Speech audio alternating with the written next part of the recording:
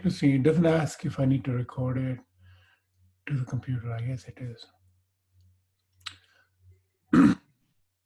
Sarah, how many people are coming to these classes these days? There's 10 for this course. 10. Nice. And there are two courses at CHI, right? Which of those are you enrolled in?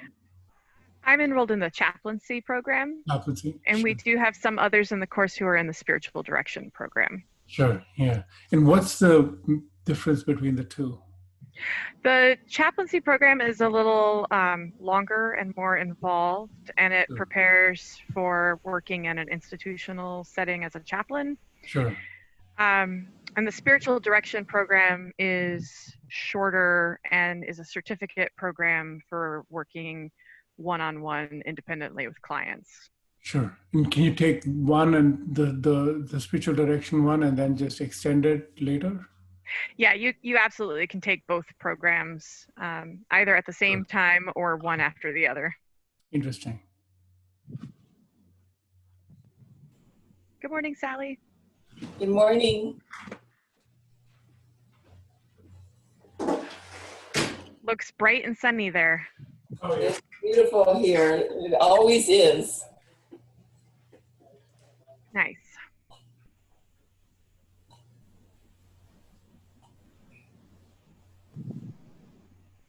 It's a gray, rainy day here, which I don't mind at all. The rain is very welcome this time of year. Yes. Is it common to rain in August there? Well, it's usually our summer is in August, so it's very common to rain up into the beginning of July steadily, and then often we do have a dry late July, August, and early September, and then the rain starts again, and it doesn't stop until. Instead of rain, we have fog, so we call this Fogust. Oh. And they say you know you're a local if you have moss growing on your Birkenstocks.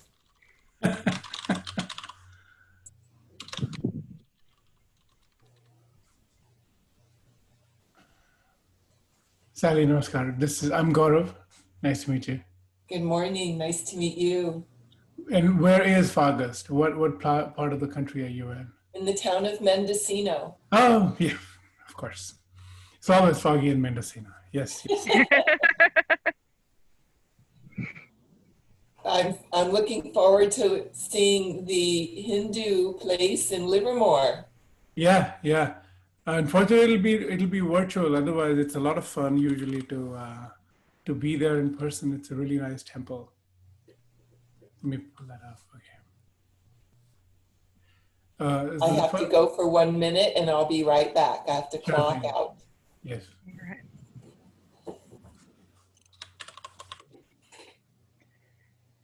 Good morning, Zola. Here you go. Good morning, everyone. Hello. Good morning. Nice to meet you. Oh, we're here from A to Z, which is great.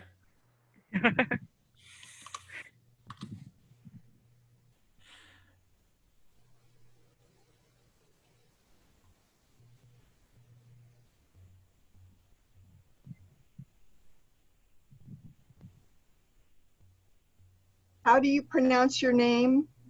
Gaurav, it's like Laura, but with a G, Gaurav. Or Yeah.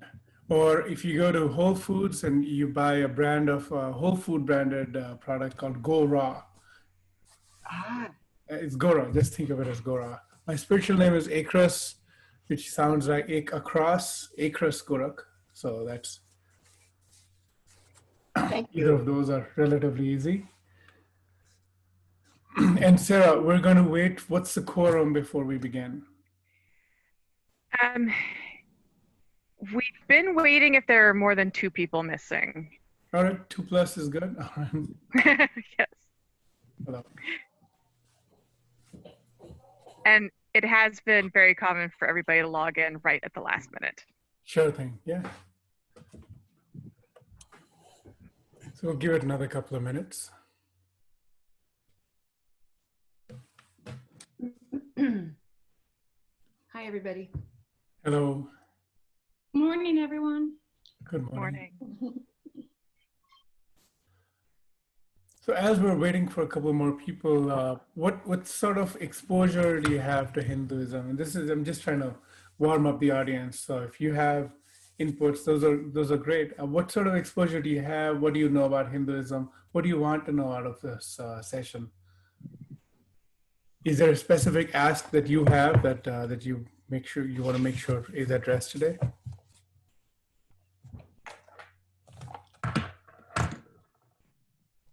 Well, as I was reading about it, I have never had much exposure to it. And as I was reading about it, I just have to say that it sounds beautiful. And Sure. it was just beautiful. So that's all I have to say. Sure, yeah. It'll appear very different and exotic. So my hope is to make it easier to understand and relatable. And it's a very expansive, broad tradition. So explaining in a few hours is not possible. So I'll try to give you a sampler. It's the equivalent of going to Costco and trying out a little bit of this and a little bit of that. And if you like it, there's more. John Mabry did a very nice, some videos and some reading and some other things that we had on Moodle also. So Yeah. Okay, nice. Do you have any questions or reflections about Hinduism that you want to address or talk about?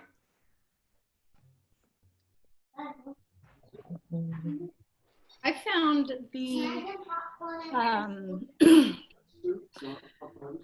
the teachings on what people want and the path of desire progressing into the path of renunciation very fascinating, but also very profoundly impacting me.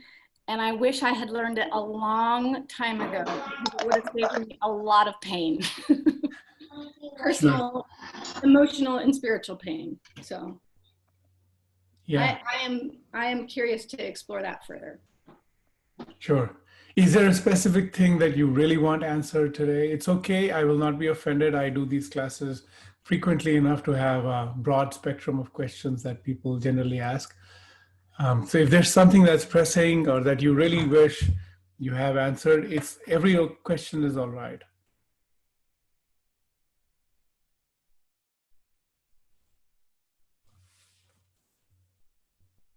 All right, good. All right, I'm going to begin. I think we have quorum. I'm going to begin with an opening prayer. And then, 1 second. I'm going to begin with an opening prayer, and then I will describe what the prayer is as well. It'll be in Sanskrit, and so you'll get to hear some of Sanskrit as well.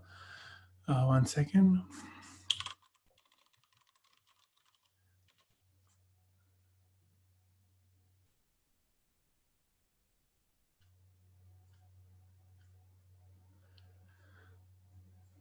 All right, we'll look for it elsewhere. I was looking to see if I could forward my little note on the opening prayer to you, but we will do that. Okay, here we are. Here are these notes. So, Sarah, is there an email address I could use to write to you, or is there a reply all to the email I sent that Cecily sent? You could reply all to the email from Cecily. That was to all of us. Or if you want to send it to me to forward, Yes. I'll put my email address in the chat box here. Great. Okay. Just give me a second. I'll mail this over to you so that you have access to it for later reference. It's not required to see it while I talk, but it'll help to have it in front of you at some other point, or at least when you're taking notes and so on.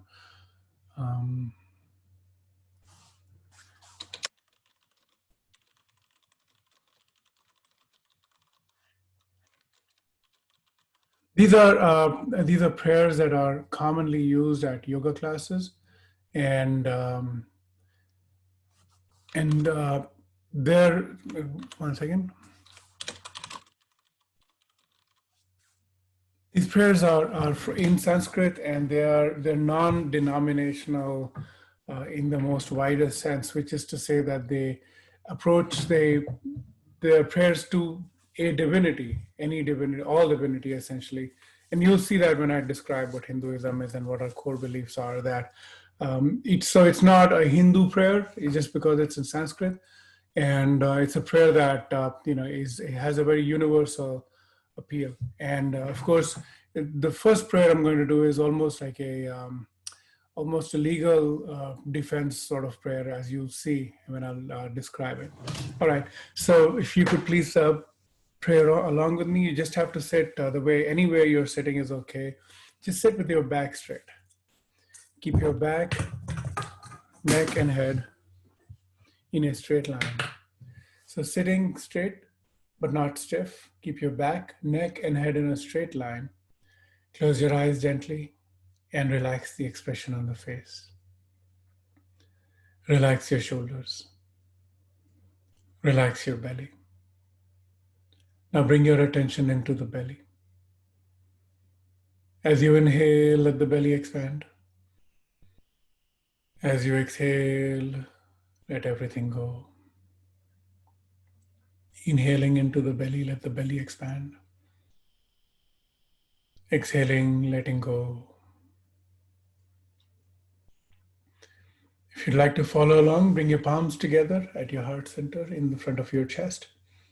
Pressing the palms together gently, touching the fingers together gently, and gently touching the back of the thumbs into the chest.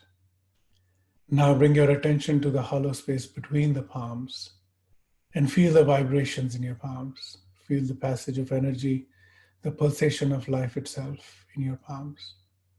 Keep the attention here as we chant. We're going to chant Om 3 times, and then I'll chant the opening prayers, Sahana Vavatu. Exhale completely. Take a deep breath. Inhale.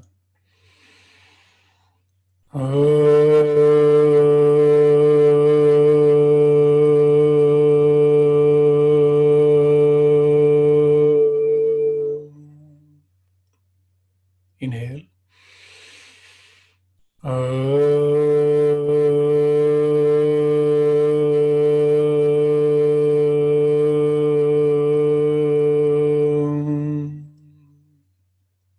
Inhale.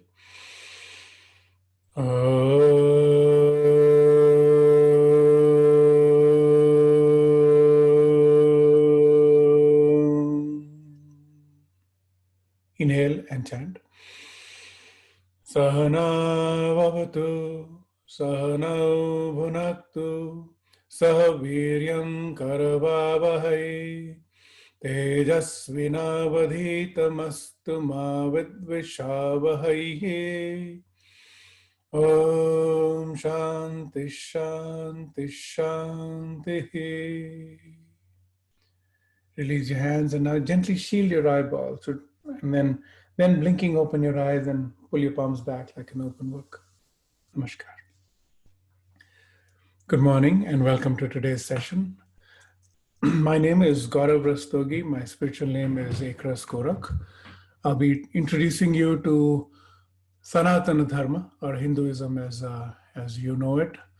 And I'd like to first tell you a little bit about the prayer we just did, and then I'll tell you about myself, my journey, and then we'll get to the topic at hand. If you have any questions, you can raise your hand or just unmute yourself and speak up. I'll be happy to answer any questions. And let me tell you this, though the prayer is, you have the details with you, but you heard the Om chanting 3 times at the beginning. Om is a very special, has very special significance. And in fact, in the CHI logo, you're going to see Om as the character at the bottom of your logo.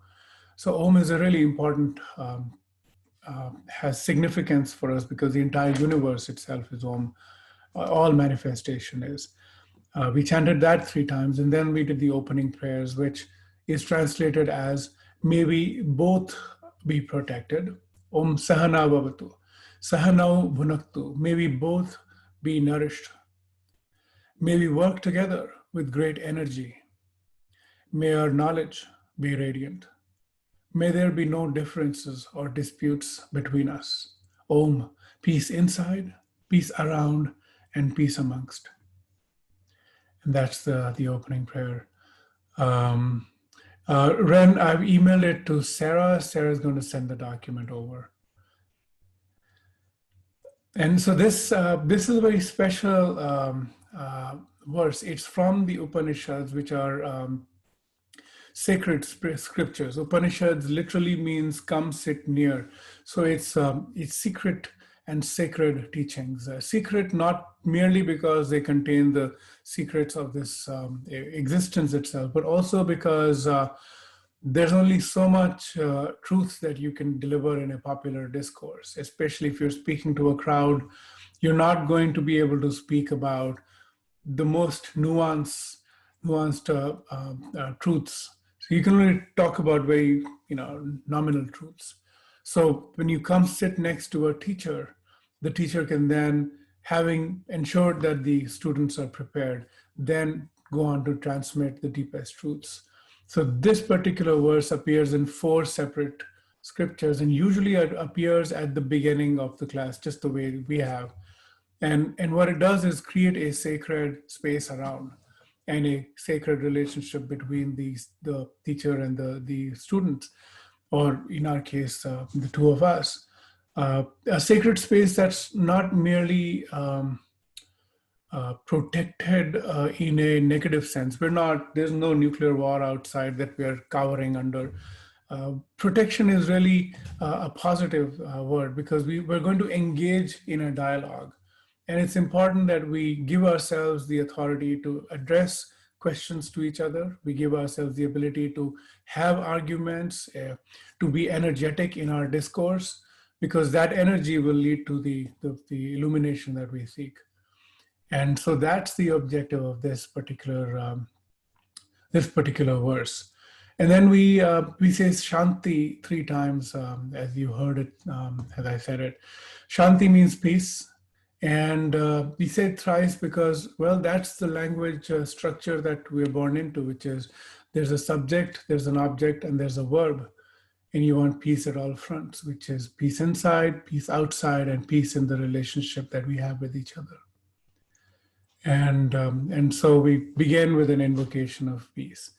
My name is Gorakh Rastogi. I'm from the northern part of India. I grew up in New Delhi, which is the capital of India. And I grew up in a religious family where my father and mother both came from different parts of the Hindu spectrum from their upbringing. My father's, both are very devout, but my father was very devout, very hardworking. And I remember a sign on the wall. He would buy these little things on his journeys. And there was a sign on the wall that says, "Work is worship." And he was very hardworking, professionally as well as spiritually. And he would wake up at 4:30 every morning and just sit in his prayer room and pray for a couple of hours before he actually had his breakfast and then headed off to work. So very religious person my father was. My mother came from her father, my grandfather on the mother's side. They were from a reformist part of Hinduism, which essentially skipped over maybe a couple of thousand years of development and innovations in the Hindu tradition and went back to the original sources and recreated or sort of purified that version of Hinduism down to a set of rituals and chanting and prayers to the unseen divine. So sort of a response to the monotheistic traditions that had come into India and recreated a sort of monotheistic, but with all the Hindu rituals and traditions. So my mom came from that side, and in that side of my family, we would have the fire sacrifice. Yajna is considered a big deal in Hinduism in general. And my mama, my mother's brother, would routinely chant long Sanskrit, verses at a fire sacrifice, yajna or homa. And her mom, my mom's mom, was a Vaishnav, which is a very devout tradition. Vaishnavas are, I'm just giving you a sort of a broad spectrum of what Hinduism does. And so she belonged to a tradition where, despite her husband not being interested in going to a temple or praying before a deity, which is what we might call idol worship. It's not idol worship, but it's common language. We'll just say that. So that side of the tradition does not believe in physical manifestations or forms. So they laugh at people who go to temples. My nani, which is my grandma on my mother's side, was on the other hand very devout, and she would shower, bathe, and cook food for God when she was still sort of she had bathed and she was clean. If anyone touched her kitchen or touched her in this process, she's going to go right back to bathe again, because she needs to create to make food which is sacred, and then she'd share with others. So she belonged to a tradition which was very, very which believed very strongly in deity worship, which we believe very strongly in, the rules of and tradition of that tradition. So that's the sort of background that I come into. I'm myself I've trained as a yoga teacher, so I'm a certified yoga teacher. I teach meditation. I've taken initiation from several different traditions from the Indian regions as well as Tibet. And I also run an institute called the Hindu Community Institute, where we're actually running a course called Counselor of Hindu Tradition. I'm the dean of that program, and we are creating a spiritual direction program for Hindus based on Hinduism from first principles. And the reason we did that was for years we looked at the chaplaincy programs that exist, and knowing that chaplaincy comes out of the Christian tradition and in the broader sort of Judeo-Christian tradition has a set of foundational beliefs. If we were to do the chaplaincy program by referring to Hinduism inside it, it would be a foundational error, because essentially the core beliefs are so different that to retrofit Hinduism on a chaplaincy framework, we felt would not be fair to our tradition, because our understanding of creation, our understanding of divinity, our understanding of our meaning and purpose in life is so dramatically different that to answer that question from a lens of Christianity would not be appropriate. In modern parlance, you would say we're spiritual but not religious people. If those people existed for thousands of years, Hinduism is the tradition that they would form eventually, which would sound odd to you because it sounds like Hinduism is the most religion of religions as there might be. As I'll tell you, that's not quite the case in Hinduism. So that's the rambling background on me. Again, I'm going to cover a few things about the tradition, but I want to make sure that I've addressed your concerns and your questions from this course, and we make the most of our time together. So do you have any observations or questions on what we've discussed, what I've said so far? Well, it sounds like, how for you was it, how did all of those traditions weave into your family life? They seem quite different. Sure, yeah. In my parents' family where I grew up, the way they wove themselves, the way Hinduism works is, it works, it's not a definitional religion. And so because it's not a definitional religion, it works at the heart, not at the boundary. So connecting and adding things is not a problem in the Hindu tradition. For example, in my father's altar at home, his prayer room, I remember seeing a Jesus photo because someone gave him the Jesus photo. Hindus don't really have a problem with that sort of thing. The problem is the one-way ticket that most Judeo-Christian traditions have. Hinduism is not a one-way ticket. You could be in Hinduism and add more things, and it's not a problem. Growing up, we heard a lot of Sufi music. Sufi music is terribly popular in India. And we heard a lot of it, growing Sufi Islamic music. So we heard a lot of it, and we would sing along, and it would still melt our heart. And my father, for example, followed a modern saint who was essentially, who grew up Muslim, and he preached out of his mosque.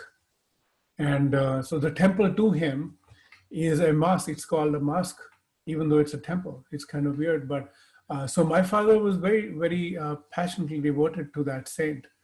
And we would go to, and so yeah, it's very syncretic in that sense. Hinduism does not exclude. So to answer your question, it wasn't seen as a clash of philosophies. You can coexist with many competing philosophies, and without any need to explain. And the essential reason for that is it's an intuitive religion, not a rules-based religion.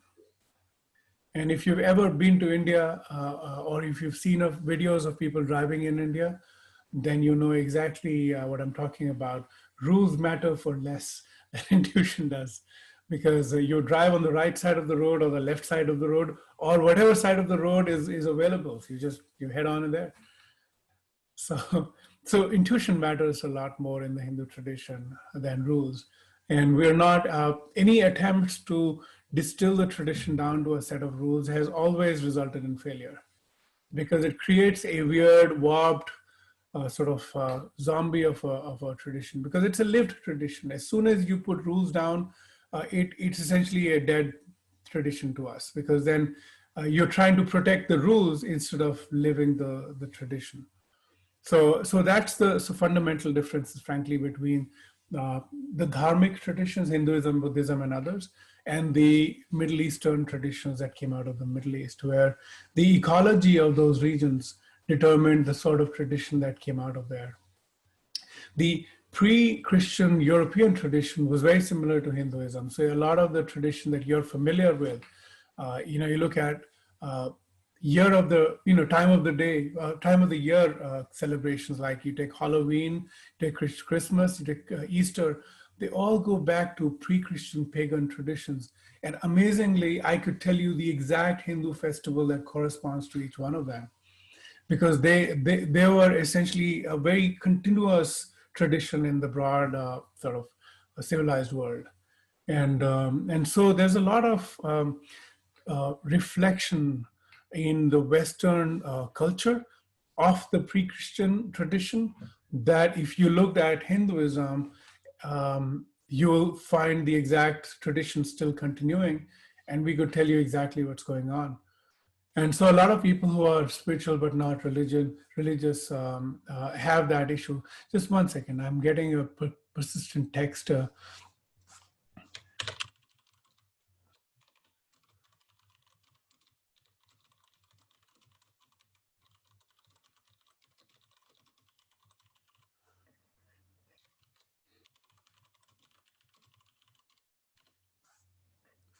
Sorry, I'm back. So in that sense, for a lot of people that I meet now are trying to recreate a sort of pagan tradition or spiritual but not religious. How can we have a set of rituals that are sacred without necessarily, a sort of one size fits all divinity? And all those people are trying to go back to the roots of, whatever countries their ancestors were from. But those roots run shallow, because that information has sort of missed out. If you look at Hinduism, that information still continues. So you could essentially send those roots all the way into the Hindu tradition and get exactly a pure version of the original tradition. So that's the backdrop. So thank you for that question. Other questions?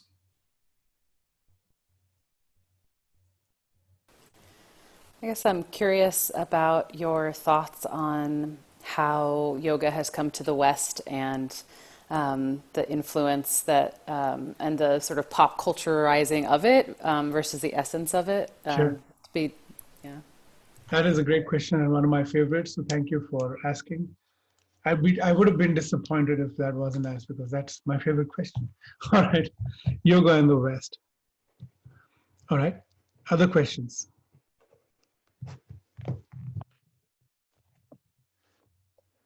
I'm just actually interested in how you like learning of different yogas, how physical yoga or the movement, how they all sort of integrate with the physical, what I have come to know as what I always thought was yoga, but there's so many different yogas. Sure. And so just to understand how that all meshes together would be wonderful. Sure thing. Happy to talk about it. Again, thank you for those questions. Again, if you have more questions, please ask. And today my objective is to give you a honest practitioner's perspective on Hinduism. I don't mean to offend any tradition, but in order for me to explain our tradition, I may give you relative examples. It's not to insult the other tradition. It's to give you a complete perspective on what a tradition is and who we are and how we came to be. About 1 billion people are said to follow Hinduism, but the interesting thing is that of late, modern culture, a lot of Hinduism is seeping into modern culture. So there are words that if I chant them or mention them, you already know those words. You may not know them as Hindu words or from India, but you certainly new words. Debbie, you have a question? Sorry. Oh, yeah, don't worry about it. Yeah, we're not No, looking. I don't. I just, the people are walking in and out and I just don't want to be No, distracting. you can keep your camera on. It's okay. I'm not distracted. Okay. No worries. Yeah. All right. So a few words that you would have heard. 1 second. What happened to my video? I lost. Okay, here it is. A few words that you might have heard in popular tradition and culture. I'll name a few. You've of course heard of Om. Pretty much everyone. We just chanted it, but you've also heard it. Namaste. I'm sure that's been that's familiar as well. Karma. Karma is not a female dog, as people might say. It is not. Karma is a much deeper concept. Ayurveda, I'm sure you've heard of that term as well. Turmeric or haldi, as we call it in India. If you've had golden milk, then you know what I'm talking about. You heard the word pandit, right? A pandit on a TV is a pandit. But it means a completely different thing. Well, it means a much nicer thing in the Indian tradition. Dharma, Dharma. Another word that you'd be surprised is actually a Sanskrit word is Zen. And so Zen, and I'll talk about it. And yoga, of course, you've heard. And of course, my favorite grunge band from Sarah, your part of the world, Nirvana.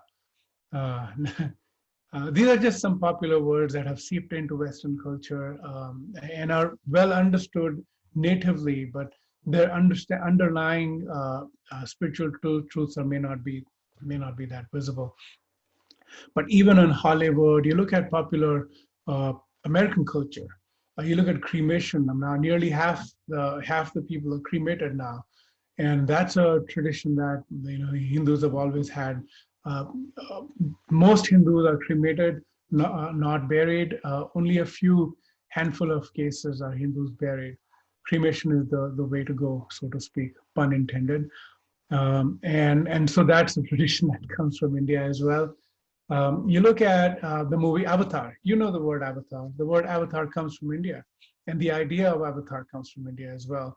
And so if you see Hollywood, thanks to Hollywood, a lot of Hindu ideas are seeping into modern consciousness without people being aware of their Hindu roots. The idea of reincarnation, as seen in the Avatar, but pretty much many Hollywood movies. The idea of a dreamlike state. If you've seen Inception, then you know the world as a dreamlike state. And that's very much a core part of the philosophical underpinnings of Hinduism and so on. So you are familiar with Hinduism more than you think you are, because it has seeped into modern culture. You've obviously seen Ganesha figurines all over. So you know the elephant-headed god. You've probably heard of Krishna, the blue-colored god with a flute and a peacock feather. Those are all, those are all popularly, you met Hare Krishnas with my hairstyle and chanting and singing on the streets, very much a core part of the Hindu tradition. So all of these are things you already know. But what what you might think of when you think of Hinduism is one, exoticness, no question about it. It comes from India, so obviously snake charmers, lots of colorful people with colorful bindis on their forehead, and strange-looking gods, possibly a confusing pantheon of gods, which is confusing, and also practices that seem unfamiliar and somewhat exotic. Uh, Good as a tourist, but you won't know if they have any deep philosophical underpinnings. And I'd like to tell you that there are deep, deep philosophical underpinnings to everything. And then the other things you may think of, and you're polite enough to not ask, but the caste system will be asked about, and certainly the holy cow will be asked about. Those are frequently asked questions, number one and number two, on every seminar I do. And those are also things that people think of when they think of Hinduism. Of course, the word guru is known to you, and so you might want to know what the gurus are and what their lineages are and what's going on there. So those are all things that you already know, and you sort of have a view of Hinduism. I'd like to present myself as a practitioner, teacher, so I'm able to tell you what the practice is and also what the underlying background to those practices is. Okay, now I'm going to get into the core of the tradition. First off, the earliest, so who are the Hindus? The word Hindu comes from the word Indus, Sindhu, the river Sindhu. And the region south of the Himalayas all the way down to the Indian Ocean is, of course, India. Now including Afghanistan, Pakistan, Burma, Nepal, all that, those regions, all those countries. And including, if you look further out from Afghanistan, top left, if you go northwest from Afghanistan, the Hindu tradition has had a wide cultural footprint. And so the region of India, the broader region of India, is the home of the Hindu people. But Hindu beliefs and systems have existed for thousands of years. Our own reckoning is that our latest scripture, our latest epic, the newest epic, is about 5,500 years old. And the older epic could be between 7 to 12,000 years old, depending on how you look at astrology and time it from that. This tradition, the longer tradition, if you look at the Celts, the Picts, the people in the British Isles, you look at the people all the way from the British Isles all the way to the southeast, you look at Vietnam, Cambodia, all those regions have had connections to the Indian people. And we have, in our text, we will refer to the Caspian Sea region, people further south of that. All of these people are known to us, are friendly with us, and we've had interactions with them all this time. So the question is why? Over thousands of years, this tradition has existed in a expanding, decreasing format, and has had cultural exchanges with a wide part of the known world. But more than that, the region of India occupied the same space as America does now in global trade. The Indian region was a major producer of goods and global wealth for the longest period of history. The India and China regions are number one and number two regions for large periods of history because these are fertile regions and very rich in mineral wealth. And so over long periods of time, people have lived here and culture has communicated and wealth has been created. So, which is why over thousands of years, we've had cultural exchanges with other parts, including sending out culture, as well as goods and monetary exchange. And so this region of India tends to accumulate a lot of information and share a lot of information over periods of time. Of all the major world civilizations that have existed from the beginning of known history, the tradition in the region of India is the only continuous tradition that has existed for a long period of time, as well as the Chinese tradition. So because of this continuity, we have information from much earlier periods than other regions that we can still read and understand. If I go to the British Isles and I ask someone to explain what the Stonehenge is, they can't explain the Stonehenge. They just can't. If I go to Egypt and I ask someone what the pyramids are about, they really can't. The hieroglyphics look like emojis to pretty much every modern Egyptian, right? But that's not the case in India, where I can still read those stories from thousands of years ago are still told to us. These philosophies and songs and prayers that rang out thousands of years ago, I still chant them and I can explain them to you. That continuity in tradition is an important part of Hindu tradition, where we now carry information from much longer periods of history. Why is that important to know? It's important to know because, like Newton, when Newton discovered in quotes the theory of gravity, he said that if at all I saw far, it was because I stood on the shoulders of giants. Newton didn't just come out of a vacuum and out of scratch invent calculus and invent the theory of gravity. No, he had predecessors who had predecessors who had predecessors, and a culture that allowed that information to transmit and improve over time. To invent something new, to find new truths, requires continuous periods of transmission of culture and improvement of that culture. So the Hindu tradition, because of this long continuity, contains words and echoes of longer periods of time, truths that have been cleansed and tested over longer periods of time than other traditions. That's important because most of the truths we care for are not the small t truths, which is nominal truths which are true today. For example, if I ask you, what day is it? You're going to say Friday. I come back to the tomorrow and you're so fickle, you're going to tell me it's Saturday. So what happened to your Friday thing? Right? Those are nominal truths. They're true in the moment, but they're not really true.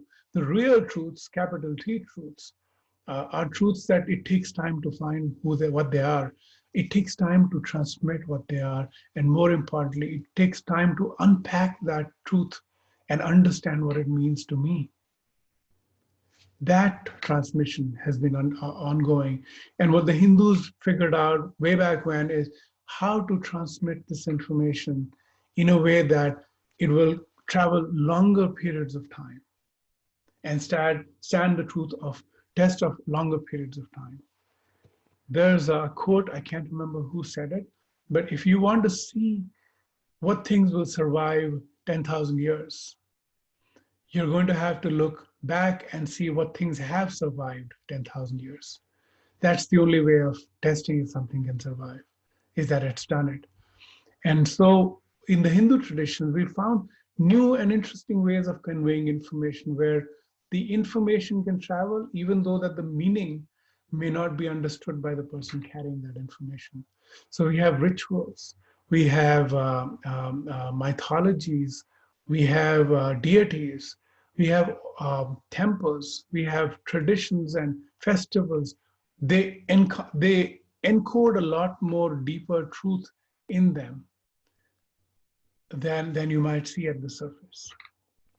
But those truths are deeply philosophical, and they come back to the most important question of all, which is, who am I? What is all this? And so the Hindu tradition, the concept of twice born is prevalent in the Hindu tradition as well. We call it Dvija.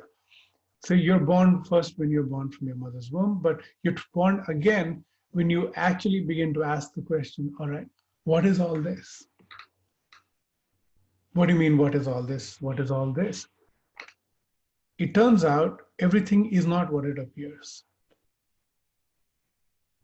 And everything seems to be there. Everything seems solid. This chair seems solid. This mic seems solid. But you already know from science that nothing is solid.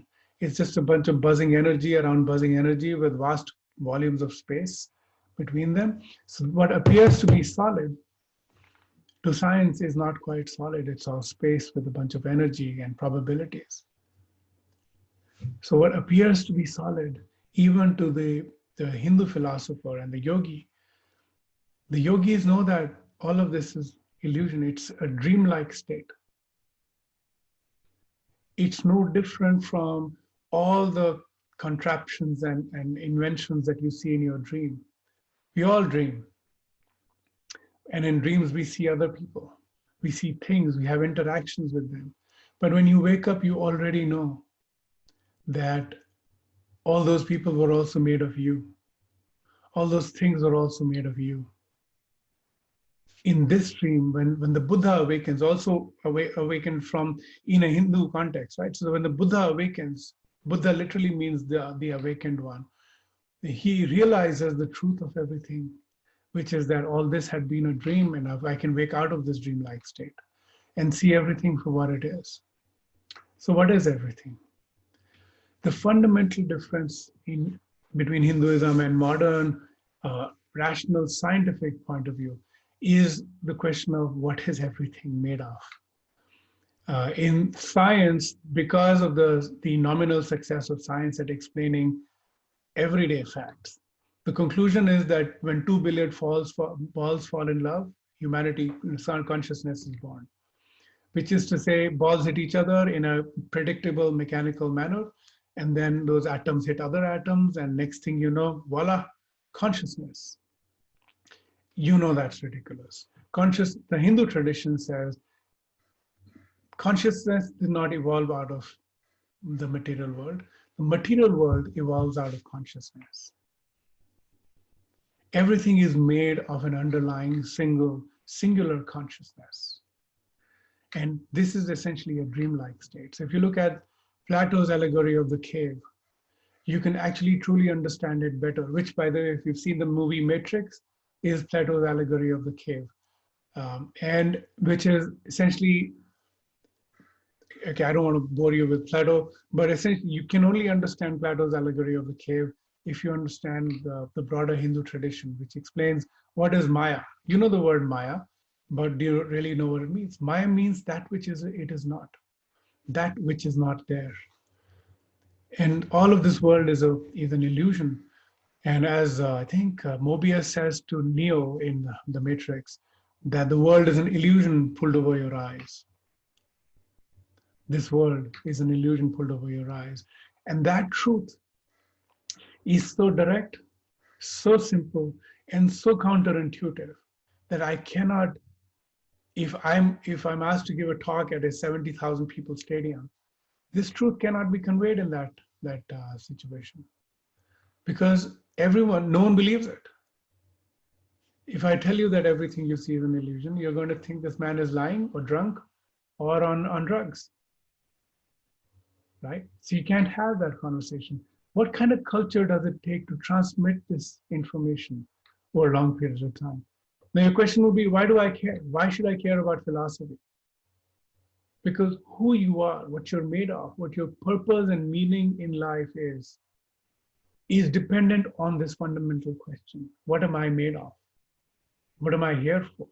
What is all this? And so the Hindu tradition begins at the far back with some of these questions.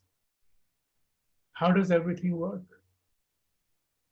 And the Sanskrit words at the beginning of one of the Upanishads is Athat Brahma Jignasa. You don't need to write it down, and now, therefore, the curiosity about the true nature of reality.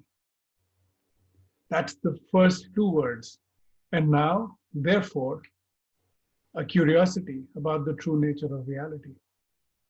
Because only then are you born again into understanding what the real purpose and meaning of this world is. And that informs how you live, that informs what your rights and duties are, that informs how you might improve the quality of your life and the life of people around you. It's foundational. And anything that doesn't begin with this question tends to always have a temporary answer, which is true on Monday, but not true on Friday.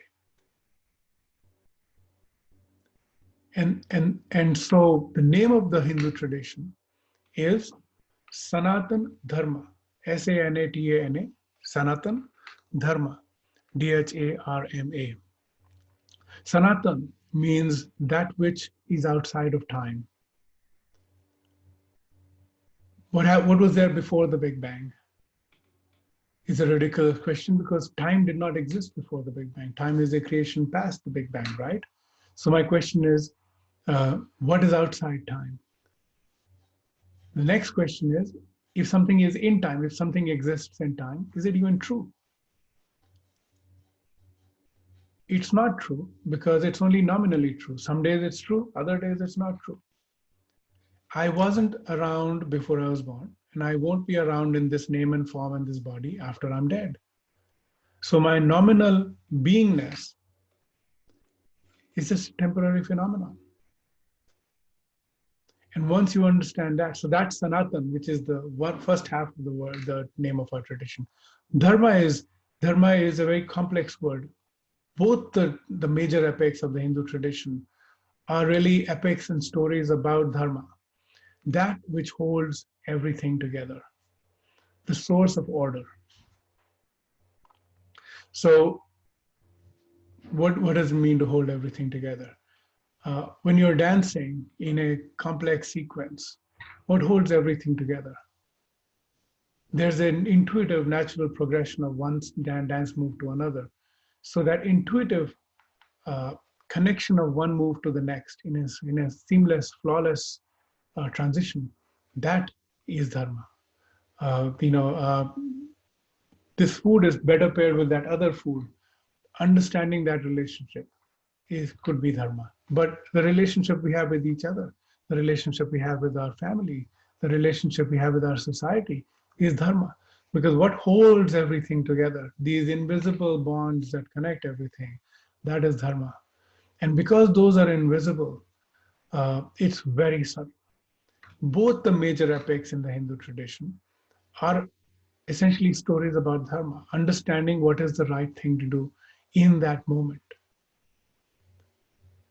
And that is the essential difference between the dharmic traditions, which came out of India, so Hinduism, Buddhism, Jainism, Sikhism, and the Judeo-Christian traditions, where the emphasis on rules is exactly upside down. In the Hindu tradition, like I just said, if I told you what is the right thing to do, for example, I told you thou shalt not kill, then certainly you can't have an army. Certainly you can't defend yourself, right? So suddenly, if you think about it that way, you have a rule and then you have an army of lawyers to figure out how this rule can be circumscribed, right? That's the problem that the Hindu tradition tries to solve. And so my perspective is the rule-based religions that have one book, amazingly one book, and try to live off one book, however mistranslated it is, tend to be religions, traditions that tend to now protect those rules from the vagaries of from the sort of the challenges of society. Whereas the Hindu tradition and the Dharmic traditions are always trying to find out the right thing to do more intuitively in that moment.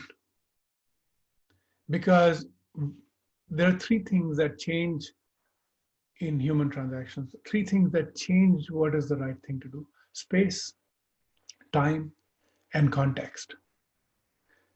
Those determine the right thing to do. And context is extremely subtle. Now, if you've gone to UK and you've driven on you tried to drive in UK, the British Islands, then you're going to see one thing immediately. What do you notice as soon as you see how they're driving? And the answer almost always is they drive on, yes, the wrong side of the road, isn't it? They drive on the wrong side of the road because we drive on the right. They must be driving on the wrong side. And the answer is, yeah, they do drive on the wrong side of the road, but that's the side of the road they drive on. So if I tell someone that you only got to drive on the right side of the road, when space changes, the rule no longer works. So the problem with rule-based religions are the rules are so fragile that you spend the rest of your system trying to protect those rules or justify those rules or retrofit those rules. You can drive on the right, but only on the left side of the You have to really dance around the subject. But they're really good to, those rules are good for simpler transactions. They generally work over short periods of time. But over longer periods of time, it doesn't work. Also, when it comes to telling people what to do, it's generally more useful to tell people, do this, don't do that. So rules work in the short term within a specific context. But over wide periods of time and wide geographies and wide contexts, you have to have the ability to understand what is the right thing for me to do. And that's the whole point of the Dharmic traditions, especially Hinduism, which is Sanatana Dharma, to finish that thought out. Sanatan, think of Sanatan as the never changing. So imagine a circle with a center and a radius that goes out. You're seeing the same circle? Great. Now, the center of the circle is timeless. It does not change with time when your wheel is moving. But what about the edge of the wheel, the one that's touching the earth? Always changing, always changing, always changing. So Sanatan is the unchanging, and Dharma is the ever-changing. The full wheel of life can now be encompassed in these two words. Those truths that are never changing. My nominal existence as a human being with this name, this look, this shape and form is nominal. It's not permanent. So there must be an underlying truth. What is that underlying truth? And, however, I do exist. We are engaged in a conversation. What is the truth of this moment, which is changing moment to moment? You ask me a question and our interaction changes. How do you take the full paradoxical reach of life and encompass it? This is how the Hindu tradition arrived at it, which is by looking at the never-changing and the ever-changing. Sanatana Dharma. That's how you bring it together. Now, what that means, therefore, is that it is Sanatana also means timeless, by the way, which I explained. But what it means, therefore, is it doesn't just belong to the Hindus. It is the way it is. We're just trying to discover it progressively. So in that sense, the tradition doesn't belong to the Hindus. It belongs to everyone because that's what the truth is. It does not exclude any truths. All truths are included in it because it's a search for truth, right? And therefore the tradition, if you think of discovery versus invention, this is a very discovery and self-discovery oriented tradition. You believe Einstein when he says E is equals mc squared. You believe Newton when he discovered something, right? There are people who've discovered some truths and we believe that they've discovered those truths, but the true test of Hinduism is whether you have discovered those truths in yourself, about yourself, a discovery of the self. So the objective of human existence now becomes a discovery of the self, self-realization.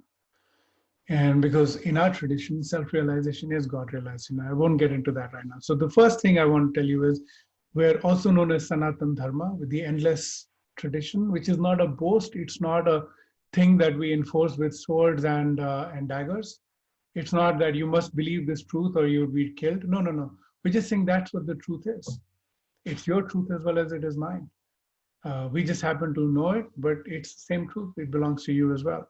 So it's discovered versus invented. We don't have one prophet or Messiah. We have millions of prophets and Messiahs because that's the true nature of nature, isn't it?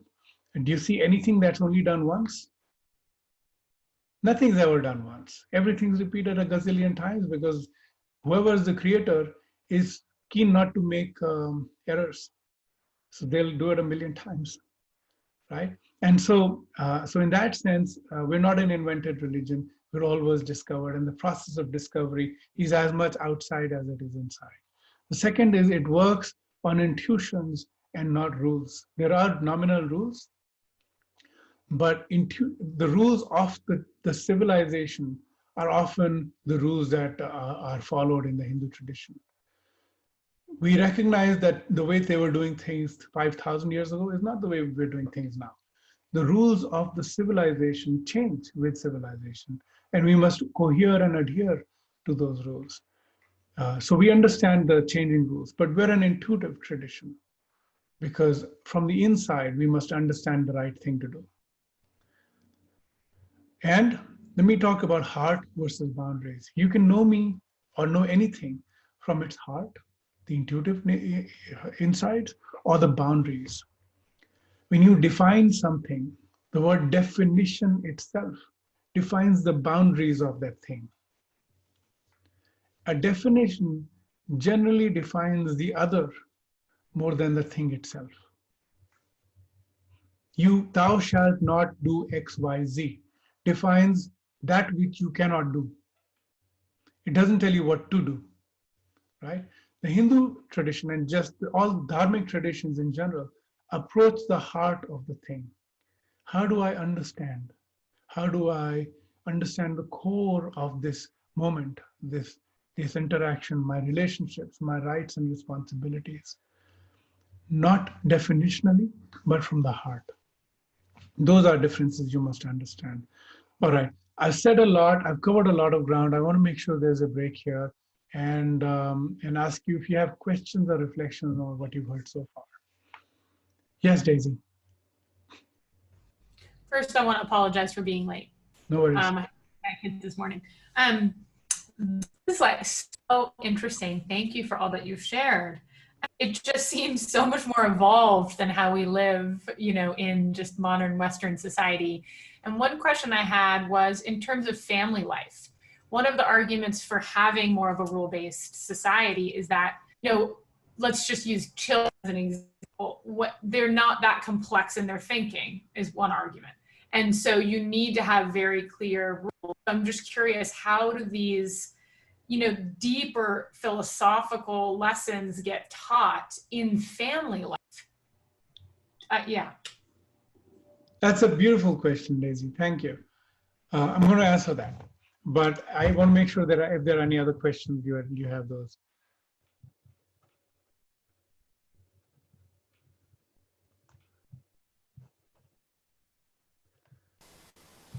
Questions, other questions, reflections. Ram, yes, please.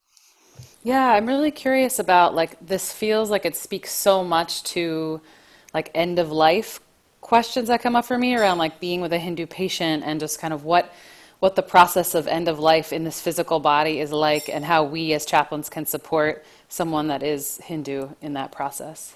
Great question. I will address it, yes. Other questions? Any other reflection? Okay, no more questions. Tell me how you've responded to what I've said, because I've covered a lot of philosophical distance, and I usually get feedback from people who watched my video later, not the attendees of the class, that it was too much. You cram so much into the 1 hour. So I want to make sure I'm not tiring you with my ramble. I just love the idea that you can incorporate kind of other things into whatever is meaningful. Like the idea that your dad had the picture of Jesus on his altar. You don't see that the other way around. In a Christian tradition, you wouldn't see necessarily Hindu symbols or readings because they would be considered, you know, and I just love the idea that it can be all together like that. I really, really love that. Yeah, it's quite interesting and perplexing in Hindu, and part of the challenge that Hindus have is in the sort of interfaith dialogue as well as interfaith rivalries, is we don't understand this one-way street business, and so we think everything is the same. So when you ask a Hindu, can I follow my tradition? Hindus will be like, yeah, whatever, do your own thing. What do we care?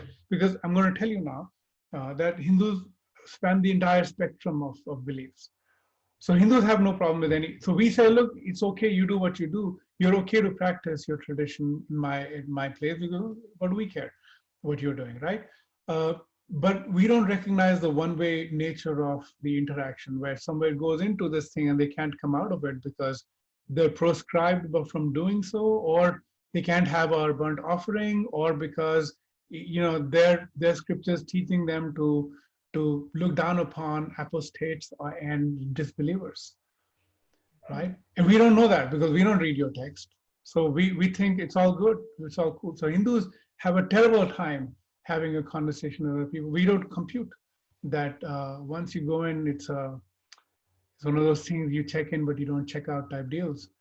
We don't understand it. Thank you.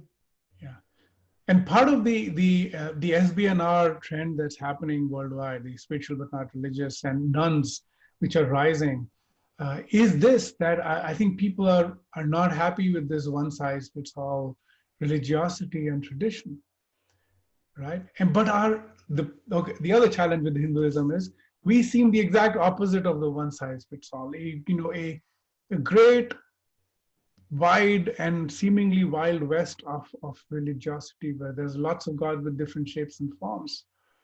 And I'm bringing it down to Daisy, your question in just a second. So have faith.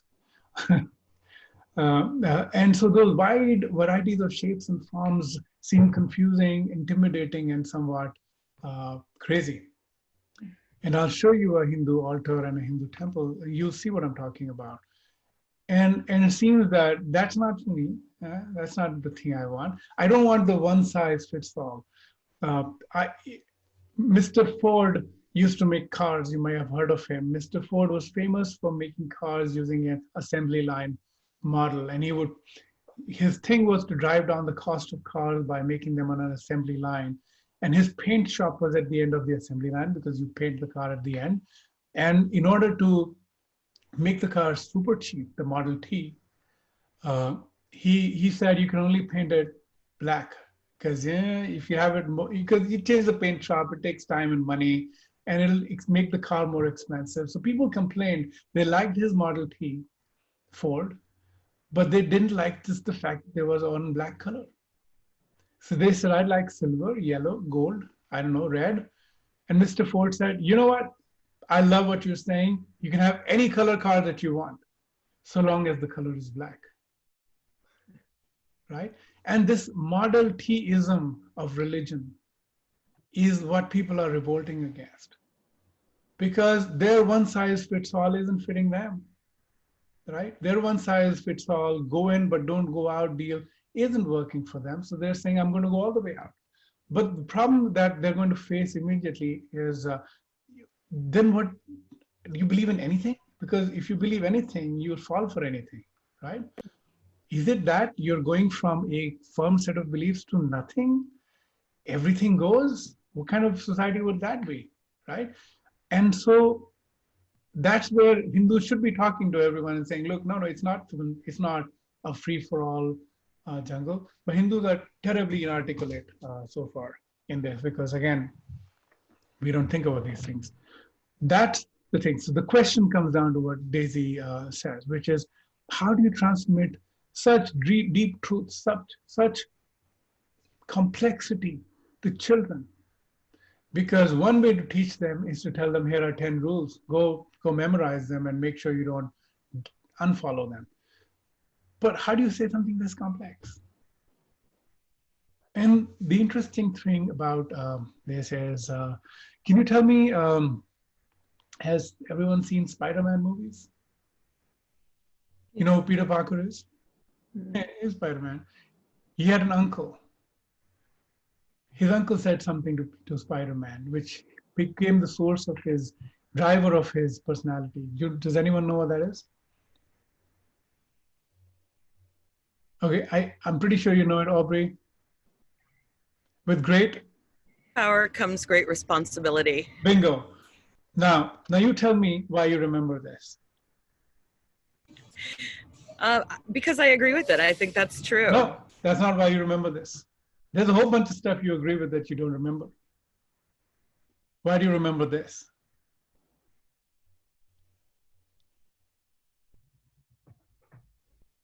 It's not an easy question, but it has a very easy answer. I don't know. Maybe because it speaks to my heart. Yes, and why do you remember it? There's so many things that speak to your heart, surely. But why do you know what I'm going to say without me saying it? Because it's more of like a universal truth. There's so many universal truths there. Can you tell me the seventh commandment? The seventh? Yeah, commandment. No. There's only 10. It's hard to remember them. You see what's going on? You don't remember the commandment, but you do remember Peter Parker as Spider-Man and his uncle who died, and while dying said, "My son, with great power comes great responsibility." And that becomes his driving motif for the rest of his Spider-Man series. Why do you remember this? Because we're built for stories. We're made of stories. Kids remember stories. Kids remember not the lessons, but the stories. So you tell them the story, and they'll always be able to get the lesson out of it, because the story encapsulates a lesson. But you don't tell them the lesson. You just tell them the story. Because we're made of stories. Was it Maya Angelou? Who said this? We're made of stories. The universe is made of stories. And that's absolutely true. The human brain's designed for stories. This monkey scratched this other monkey's back, but growled at this other monkey. This monkey good, this monkey not good. Right? This brain's designed for that sort of thinking. We're designed for stories. We remember stories, which is why the Real Housewives are famous. Why you know Kim Kardashian for no other talent but the fact that she has stories about her.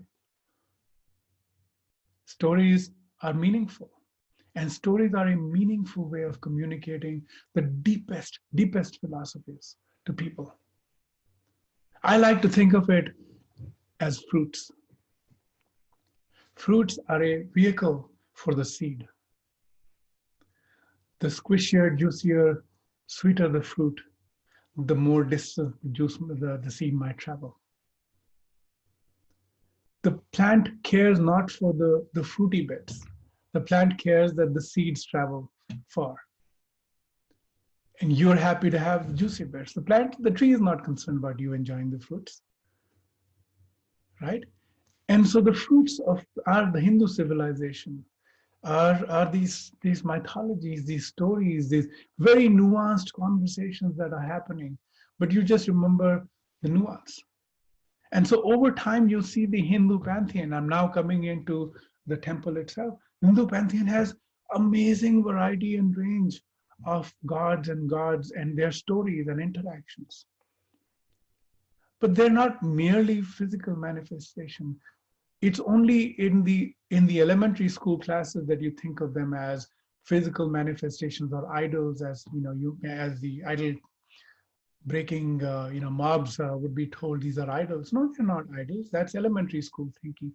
Rise above a little and you'll realize that they contain truths that are sweet and profound, but you'll have to graduate to a higher class to recognize those truths. Sure. All right. And so the way Hindu tradition has been transmitted is through the rituals, through the tradition, through the stories we tell and we celebrate. And those stories are almost always universal truths. But the truths are not written down and thrown in your face because, again, seventh commandment, you remember it? No, you don't. Right? It doesn't matter how devout you are. You won't remember it. But stories you're going to remember if I wake you up at 2 a.m. What did Spider-Man's uncle say? Well, great power comes great responsibility. Right? And that's what matters. That's how the Hindu tradition has been transmitted. Because the truths, the higher the truths are, the more subtle they become. The fact that everything is the work of illusion is the subtlest thing ever, because it revolts against your casual observation. You're looking at me right now, you're looking at a physical screen, you see me, and you cannot believe what I just told you, that everything is illusion, that everything is dreamlike. You may intellectually try to understand me, but your heart, your consciousness revolts against that obvious truth. Right? So it doesn't matter how many times I repeat it. You'll feel that everything seems to be real. This guy said something that I thought I understood in that moment, but everything seems real. And this person's not being good to me, and I wonder what's going to happen tomorrow. Everyday life catches up. So how do you reinforce these truths? Those are the sort of questions that the Hindu tradition came up with. There are two major epics in the Hindu. Okay, let me go back to the idea of time itself. So if you look at the wheel analogy I gave you, that's a good device for us to look at as well, which is Hindu time, dharmic time in general, is cyclic. We don't have a linear time. For reasons of, it's been discovered, and we have truths that came down to us, agama. So they came down to us, truths, as in they appeared to people. But also because that's how nature works.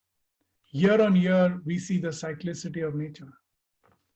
We see the fertility cycle. We see the fallow, when the fields are fallow. We see those cycles every year, year after year. So we recognize that time is inherently cyclic. It repeats. And so Hindu concept of time is cyclic, which is one of the other differences between us and the Judeo-Christian tradition, which probably were not agrarian when they were writing these things down. Who knows? Maybe they were, but they didn't certainly have a cyclic understanding of time. So they tend to have a more linear time, which is the following.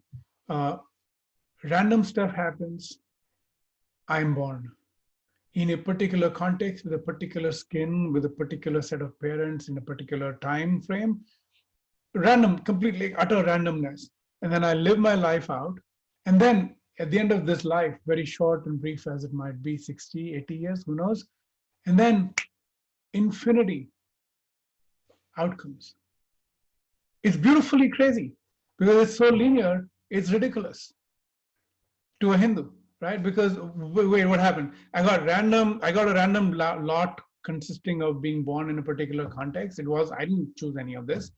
And then I live out my life based on the random inputs I was given at the beginning. And at the end, infinity. Now, who designed a universe like that, where essentially you have a brief little thing with random inputs and then infinity? Infinite hell or infinite heaven? That's just ridiculous in the Hindu tradition. The Hindu tradition is cyclic.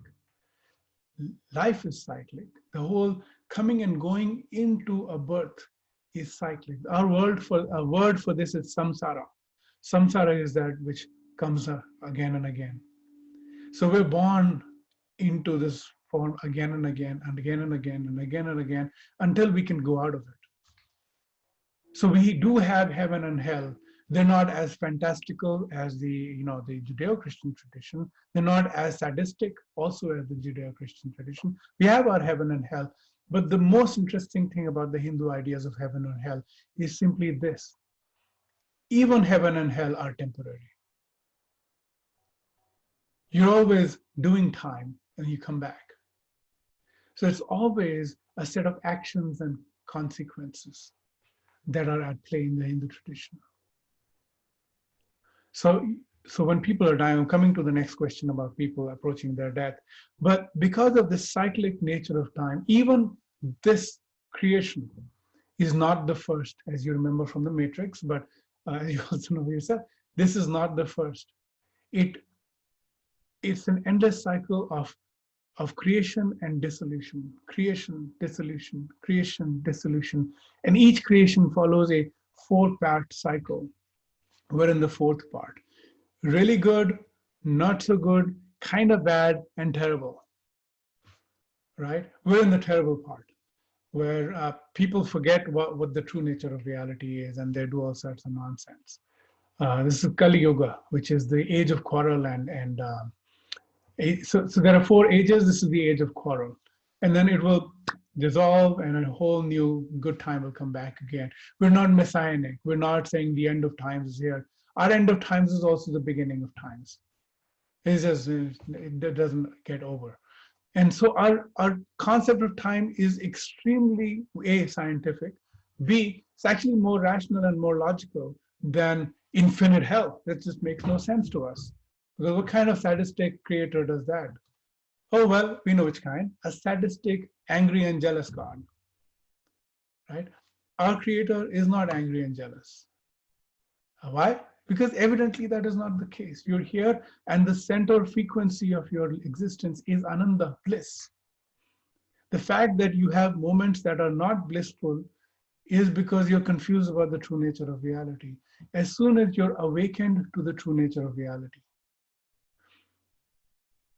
of your intimate connection with the supreme underlying consciousness, once you recognize the truth, every problem ceases and evaporates, and you're now vibrating to the underlying frequency of bliss.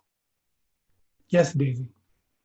So with that, how does that work in terms of like deep suffering? Like if you witness something that's very hard to see, Sure. does that mean you're disconnected or? Yeah. That's a great question. It's a really good question because suffering is a sort of central building block of non-dharmic tradition. So it's very important to explain what suffering is and why do people suffer? Why are some people happy and some people not? Or why are some people going through so much hell, so to speak, right? Why do people suffer? And so now I want to those are great questions, by the way. Now I want to take you all the way back to the first remembered books. They weren't books until they were written down, but the first remembered teachings in our tradition, the Vedas. If you use the word video as we are using video, the word video comes from the word to see. The same Sanskrit word is Veda, to see. And then what has been seen has been relayed. The original Veda, Rig Veda, begins with this exact question.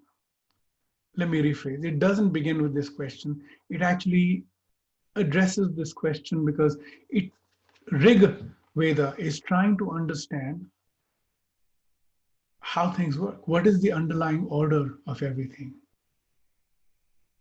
And so it does not posit a God, interestingly. It posits that there is order. I must find out what that order is. If you know the word rhythm, it comes from the same word as Rig Veda, which is the sort of the underlying rhythm, the underlying order and cyclicity and frequency of nature.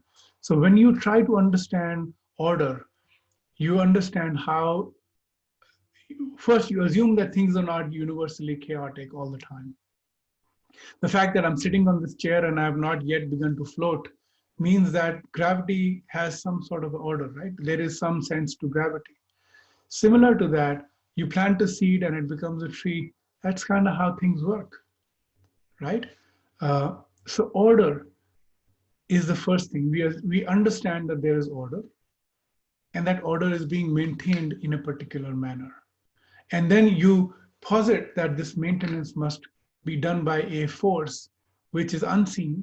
And you might, in modern English, if you're an SBNR, spiritual but not religious, you might say, well, the universe has order. Well, our name for the universe is Brahman, which that is the expansion of everything. So we say, yeah, the universe has order. We'd like to know what that order is. Now coming to answer your question. So what of people that are going through miseries and suffering? You have to understand that there is order. And so if they're going through suffering, it must be caused, not causeless, right? And now you might say, oh no, that's victim blaming. No, you're actually blaming the victim for causing their suffering. No, everyone's a victim in this story.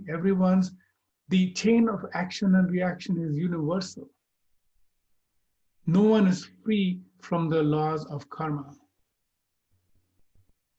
The ironclad laws of karma are tight. No one can escape it. So things you do have consequences. Now, the other question that you'll have is, but what did I do to be born in this bad situation? The only way you can understand the non-randomness of life is to extend the idea of life into multiple incarnations.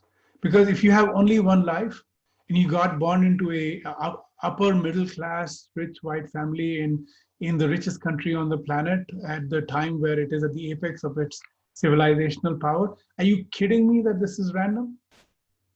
If this is random and that's what you got for being random, well, frankly, 90% of the truths in your life are based on that one truth, that you were born, in a particular family at a particular time in a particular social context. 90% of your truths are based on this one random fact, right? So what the Hindu tradition says, no, it's not random, because if that is random, then why am I looking for order in the remaining 10% of the stuff? Everything's random. Go do your own thing. Eat, drink, and be merry. Right? You can't run a society based on 90% of things being based on a random factoid. No. So the Hindus realize that no, you can't understand anything unless you think of everything as a reincarnation, because you have to think of a chain of being. So this physical body in the Bhagavad-Gita and pretty much every Hindu text, think of this as a set of clothes. Quite literally, that's the example, that this is a set of clothes. You wear these clothes, then you get rid of these clothes when they're worn out, and you get a new set of clothes. And how well you wear these set of clothes determine the next set of clothes that you wear. But they're still set of clothes. They're not you. They're just the form you wear.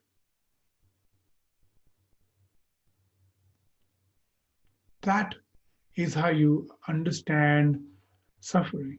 Suffering exists because someone's paying for something they did way back when, but maybe I've also been through the same suffering in previous life, or if I'm doing bad things now, maybe I will be subjected to similar suffering in the future. It's not saying that you're victim blaming, it's just saying this is how the machine works. There's order in the universe, and order requires the chain of action and reaction to maintain.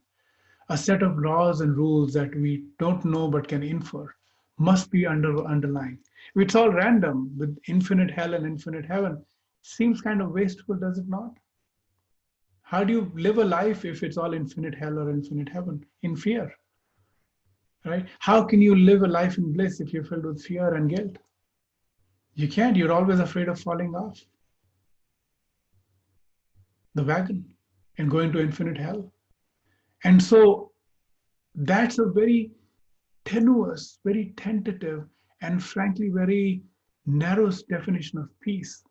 An inert, dead sense of peace. Of course, I'm at peace when I'm dead, but I'm dead. Why can't I have peace right now? A living peace requires it to be subject to all manner of vicissitudes, and yet maintain that. Daisy, you have an input, yeah. Yeah. So karmic beliefs, so sin and karmic beliefs. So you're saying, Daisy, that sin in Christianity tends to be all the same. There's no ranking of higher sin or lower sin. Is that the same in karmic belief? No, karmic beliefs are just completely different. There is a higher and lower, but let me ask you a rhetorical question. This isn't a Hindu thing, but again, pop culture. I'm sorry, I use a lot of pop culture references just for fun. Okay, so imagine there's sin and there's the opposite of sin. What is the good karma equivalent in the West? I don't even know what it means. But is there a good karma equivalent of? I know bad karma is sin, you're saying, but what is good karma? Good deeds, maybe. Yeah, fine. The good deeds. So suppose you get one good deed dollar for every one good deed that you do. You're a Boy Scout. Suppose you save one life and you get one deed dollar. So Bruce Wayne, who's Batman, saves how many people? Maybe 10,000, 100,000 people. So he owns 100,000 deed dollars. Does everyone here agree that that's his deed dollar balance? Agreed? You with me? Good. No one's going to back away from this because I'm about to flip it on you. So if you're ready to back up, you may please raise your hand now. But if Bruce Wayne has 100,000 deed dollars, guess who has 99,998 deed dollars in their account? 99998 deed dollars in their account. The villain. That is exactly right. The guy who killed Bruce Wayne's parents got exactly the same credit, -2. So sue me. That's how karma works. You don't know the outcome of your work, right? So you can't determine good karma or bad karma from the outside. You have to determine from the inside what your role in this drama is at this moment. Are you delivering that role? Whether it's killing or stealing, it doesn't matter. If that's your nature, then it's not stealing, it's just your nature. That's how nature works. You look at any ecological system,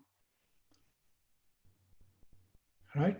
Because you look at ecology, anything that steals from the other also gives something to the other, which is why the ecology continues. Otherwise, it would collapse. Because one would steal and always give away, but the stealer often always gives. So the point is, this good and bad is elementary school thinking from the Hindu point of view. It's always in context. And so the important thing, and I'll give you an interesting story. So one of the highest teachings, it's called the milk of the Upanishadic cows. The highest rich, creamy parts of the Hindu tradition is the Bhagavad-Gita, which is a set of 18 chapters, 700 Sanskrit verses, sung in the middle of a battlefield.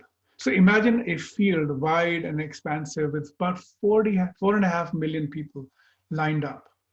These are people from the eastern part of Europe all the way down to east of India. People gather from across this vast landmass in one field. They're about to kill each other, and spoiler alert, at the end of 18 days, 10 will survive. Everybody else is dead. Okay, but not just yet. This is a moment at the beginning of that battle. It hasn't begun. The bugles are about to be blown. Battle's about to begin. At this epic moment, the ace archer, the MVP of the winning side, against spoiler alert, he's having a panic attack. He's just crumbling. I do a fun talk, it's on the internet somewhere, where I take Eminem's Lose Yourself song, if you've heard of that, and I contrast that with the Sanskrit verse.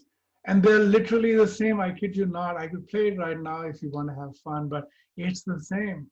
You want to see it? Let me go find it. But okay, while I find it, okay, I'll find it on the break, otherwise I'll lose my chain of thought. At this point, he's having a panic attack, and as it turns out, like you talk to your Uber driver, he talks to his charioteer. His charioteer is not an ordinary man. This is Krishna himself from the Hare Krishnas, blue-colored God. Krishna is the supreme divinity himself incarnated. And so Krishna is his charioteer for a reason. He didn't want to participate, but had to, anyway, do an assist. So he's having a panic attack, this ace archer, Arjun. He tells his charioteer, who's God himself, says, can you take me to the middle of the battlefield? I want to see the other side, because this is a fratricidal war. It's two sets of cousins against each other. The battle isn't a family battle. Why are people from across the world gathered here? Not because cousins want to fight, because it's a battle for truth. Because one side is interested in dharma, the maintenance of order. The other side is interested in keeping money in their pockets. Right? So this is the maintenance of dharma crowd. He's having a panic attack. He says, look, I see my uncle, my teacher, my cousin, my brother-in-law, my friend on the other side.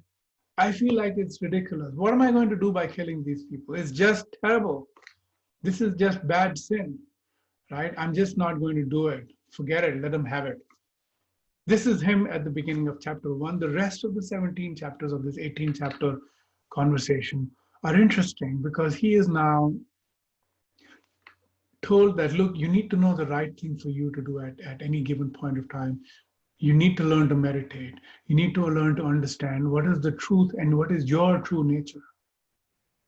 And then you must execute your true nature. So in the Hindu tradition, there is sin, there is papa and punya, but the biggest sin is not knowing your true inner nature and identifying with yourself. This physical body is the biggest sin. Because once you realize that you're part of a cosmic chain, then there's no sin, you're just participating in a dance. But if you think the dance is about you, then you're going to have problems. So is there a hierarchy of sins? The biggest sin is this, which is you identify with the self. And once you identify with the higher spiritual being, then there's no sin. Every action is holy. Every action is sacred. If you're doing it for yourself, you're doing it wrong.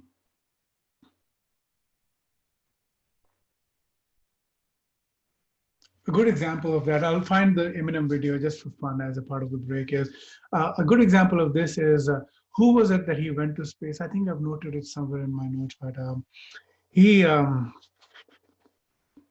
first man in space, who are we talking about? Not Russian, but American. Missy, you're saying something, but I can't hear you. John Glenn. John, yes. So John Glenn, right? So he goes to space. I have to look it up, but anyway, this guy goes into space, first human being ever, right? He goes into space. He comes out of he comes out to do the spacewalk. Now I don't know if John Glenn did that. Whoever did this, I have to look it up. He turns around from his spaceship and looks at Earth. So imagine this dramatic moment. He's out 60 miles out. He's in space. It's all pitch dark. He has his little thing. He comes out and he floats around. He sees Earth. And guess what he sees? He sees not just the Earth. He sees himself as the fingertip of all of humanity looking back upon itself. That was his very profound spiritual experience of looking back at Earth and seeing that he's only a part of the overall organism of humanity, organism of the Earth itself, looking back upon itself. It wasn't he, it was all of humanity looking back upon itself, all of Earth looking back upon itself. This recognition that where our sense of the self is really marginal, the underlying spiritual reality and the apparent material reality outside that our eyes see, at the margin of those is what we call the self. But the self is a device that we use to understand the world. It's a conditioning, like the Buddhists say as well. The self does not exist. And this truth is deeper than the truth I told you was the ultimate truth about everything being illusion. The real illusion is not that everything is illusion. The real illusion is that I exist independent of everything else. My own existence. And this is so harrowing, so terrible, that you wouldn't hear it publicly. You can't relate to it. Of course I exist. What is this nonsense that you talk about? No, wear this cloak lightly. That's the important part. Wear it lightly and everything is better. The more seriously you take yourself, the harder your heart is. The more tense the life experience is. When you realize that you're just a link in the chain of all existence, then that's great. I like to give you an example of that if you're willing to play along with me, and then I'll look for my Eminem clip. All those that are ambidextrous are, okay, you have a dominant hand. Raise your dominant hand. All right, now raise the other hand. Bring your dominant hand down. All right, good. So this is your other hand, in my case, the left. Take the pinky finger, look at the pinky finger. Now look at the back, the nail. All right, now this is the spare hand. This is the teeniest, tiniest finger on the spare hand. You're looking at the part of the body that you actually is dead and you can clip it away, right? Fine, good. Now grow that nail about 1/2 inch for me while we're talking. Anyone have that miraculous experience? No? How is it that this is your body and you can't grow this one little tiny nail on the smallest, most insignificant part of your body? How ridiculous is that? Shame on you folks saying that this is your body if you have no control over it. The more you think about it, the more you'll realize that your own wearing of this body, you're not actually you're not the boss of your body. The vast majority of the actions of your body are underlying energies. I'm coming to the yoga question, by the way, for those who are keeping track. The vast mass of the workings of the body are energies that are invisible to us. We're digesting, we're breathing in, we're breathing out, we're circulating blood, we're sweat going in and out, we're excreting, all of those things you're not in control of. You're only tangentially aware of it. So the organism of this body seems to function independent of our conscious control. Thank you very much. And yet you have the pride of telling me that this is your body. This is ridiculous, is it not? No, you have to recognize that those energies act on and through your body. Your consciousness is a ploy, it's a device that you're trained to think exists. Your name, your association with this body, you're trained into believing that it exists. It is not so. But the intuition is so deep, so ingrained, and so intimately part of our conscious experience that we don't, I'll tell you this, you'll intellectually understand it, you won't believe it one bit. But it's true nonetheless. You couldn't grow your pinky nail, come on.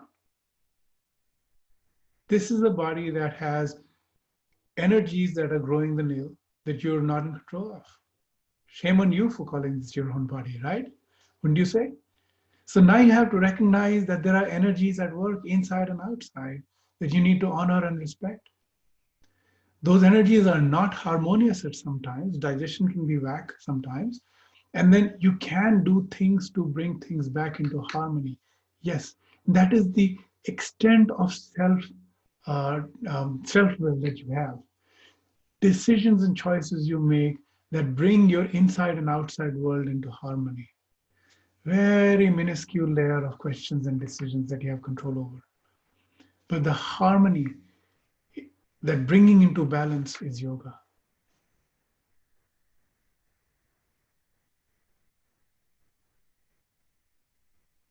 And this is important because we over-identify with the body, we over-identify with our name, we over-identify with the context which we're placed in, with things that we own,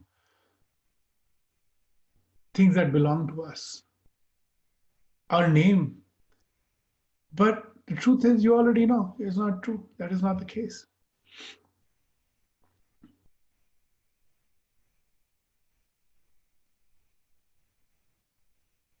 Ren, thank you for doing that.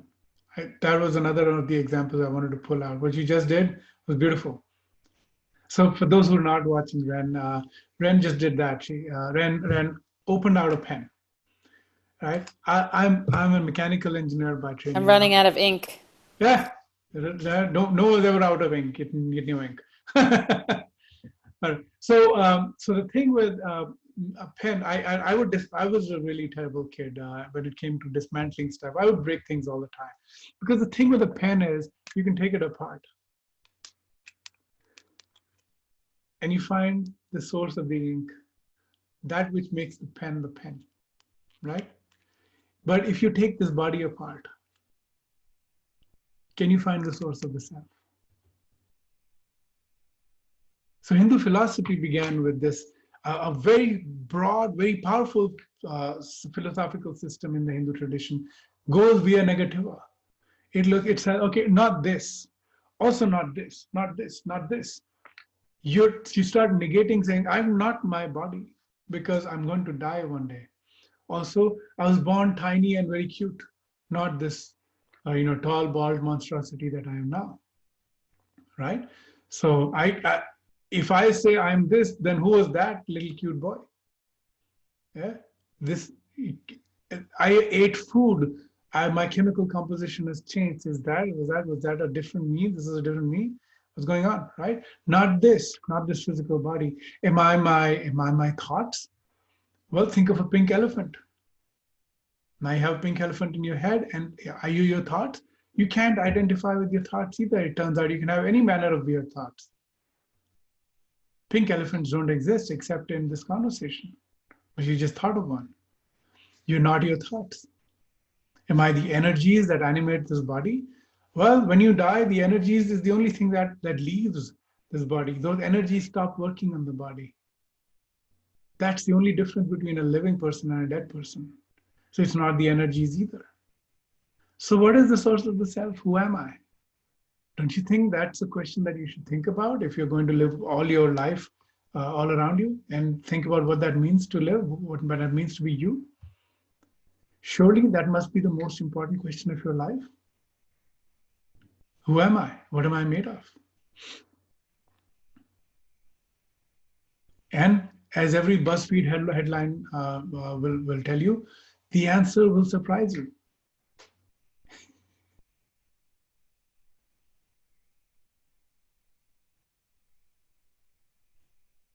Aham Brahmasmi, another one of our Mahavakya. So we have these great pronouncements that have come down. And they're essentially formulaic, like E equals MC squared is a great pronouncement by more recent scientists. Aham Brahmasmi is, I am the stuff of this universe. I am the universe itself. I'm not different, distinct, separated from the universe. I am very much the universe itself. I am the inside and the outside, and only in the margins I appear to be a self, but really it's just the universe acting upon itself through the medium of this body. That's a core realization in the Hindu tradition. But this sounds like nonsense philosophy, does it not? Because one, it's not intuitive. Two, you can't take it to the bank. What are you going to do with this information? Well, it turns out when you do understand it, and a society and a culture that does understand it creates a society that's more interesting than one that does not. In what ways? What rules govern the society? One, you recognize that the universe has ways of acting upon itself. Everyone has an inner volition that must be honored. Everyone has an inner makeup, inner constitution that must be honored.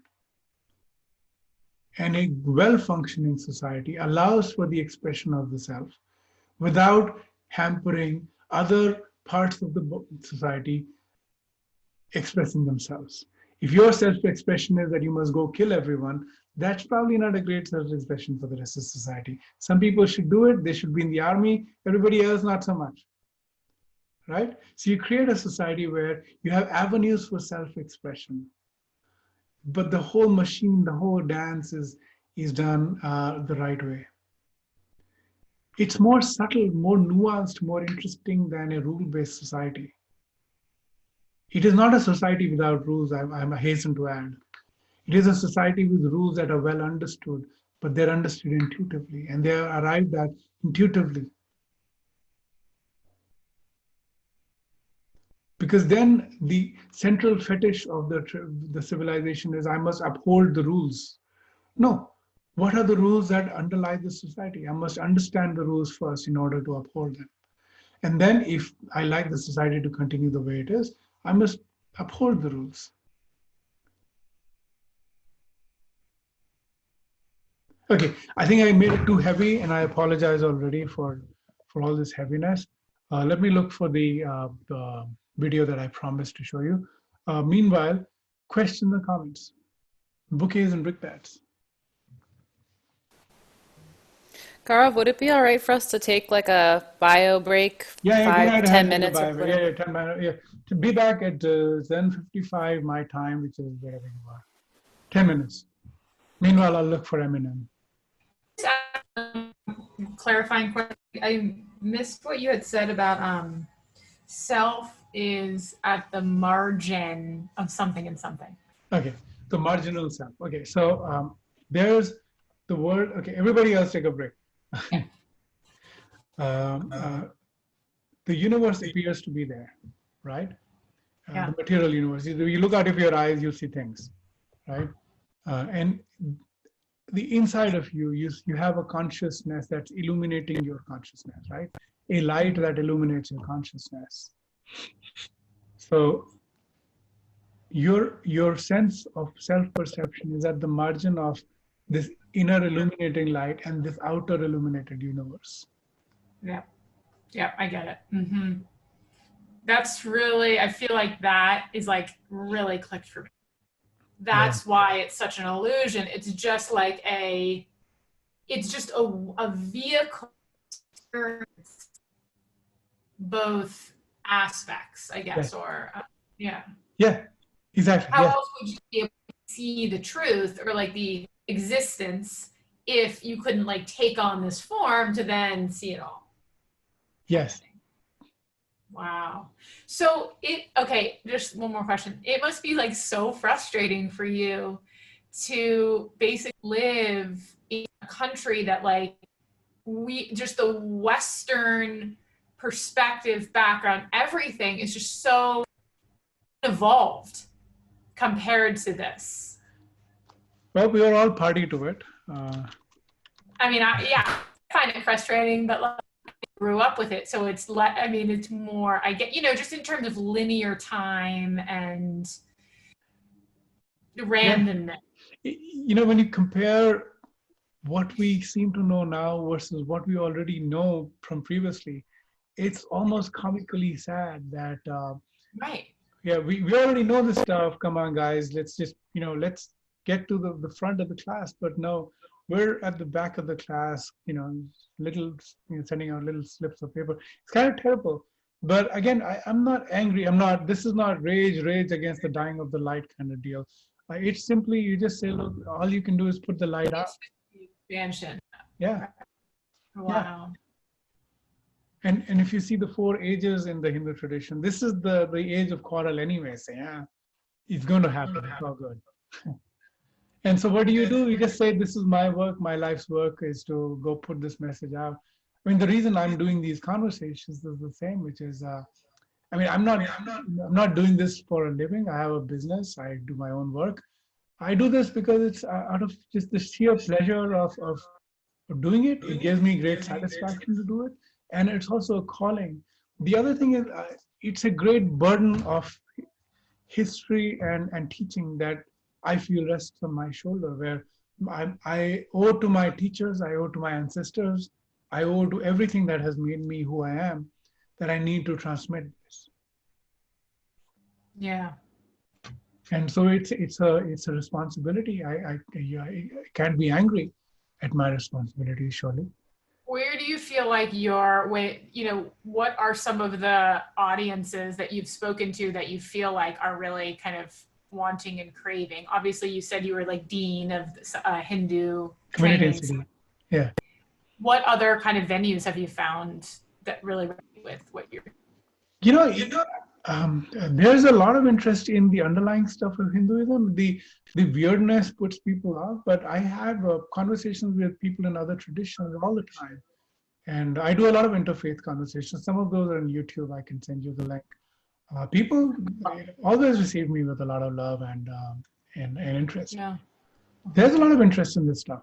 It's not. It seems like a lot of the things that you're talking about are really relevant now in a lot of circles, but it's not. I haven't heard it coming like, people aren't really giving Hinduism credit from just, whatever circles I've been in. Yeah, so that's part of the challenge as well, which is thanks to the colonial project of delegitimizing every culture that they consumed. Right. Our culture was also consumed, delegitimized, given a new timeline, a new history, new divisions. The British and European colonizers were really good at dehumanizing their subjects. And of course, making us all poor, spiritually and materially. So yeah, that project certainly worked for 200, 300 years. But yeah, it is what it is. We are where we are. So we just have to pick up the pieces and move on. I have a question about, you've probably heard of the Course in Miracles. Yes. And I see a lot of similarity in I've been going through that with a friend, and there's a lot of the same kind of talk about we are illusion, but there's a lot of Christian verbiage and stuff too. It's like it's bringing almost those two together somehow. Is that what you would say? Are you familiar enough with that to comment on that? Yeah. So if you go back to Madame Blavatsky as well, who was it? The Theosophical Society, I think. Going back to Emerson, going back to Thoreau, there's been a lot of interest in Indian philosophy and spirituality and translation of those. And those have seeped into culture to the extent that they appear to be natively thought of here. But the underlying truths are that they've all sort of come from this well of tradition that still springs forth in India. But a lot of this is retrofitting, and frankly, there's a lot of apologizing for retrofitting spirituality on Christianity. If you look at underlying Christianity of Christ, in fact, one of the newest Hindu reformers, this is Swami Vivekananda, about 100 plus years ago, 125, 127 years ago. These guys were Mahatma Gandhi. These guys were all influenced by Christianity, and Vivekananda carried around a book called The Imitation of Christ, which was trying to distill back what Christ actually said versus what the Christians were saying, which once you distinguish those, Hindus, generally speaking, other than the miracleizing, his teachings can be interpreted in a very Hindu light and actually enhanced if the Hindus were doing it. If I were a Christian, I'd be a really good Christian because I'd be able to explain what Christ has been saying in a more meaningful manner than modern Christians. Yeah, I feel like that's what Course in Miracles is doing for me as I go through that. That's exactly what's happening, and it's really, I love it actually. Yeah. And I see this kind of, I mean, it kind of makes me want to go check out like what is a Hindu house of worship called? Is it a? Your body is a Hindu house of worship. Everyone's physical form. Okay, but I mean, if I wanted to go. I'll show you a temple now. Okay. Yeah, I'll tell you more. I changed my operating system because I'm such a geek, and what happened is my Mac computer is not letting me search my computer, which is sounds like a me problem. But I'm looking for this really fun video I had made.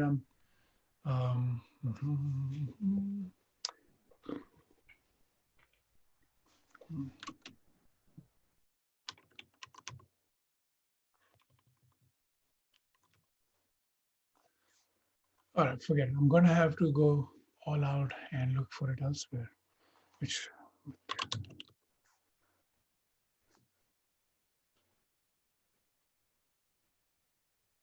No.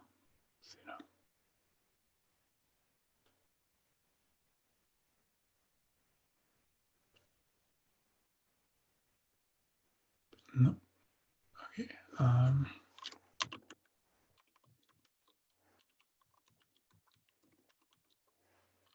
There you go. Yes. So I didn't find the version on my computer, but I do have the one on the internet. So let me take that.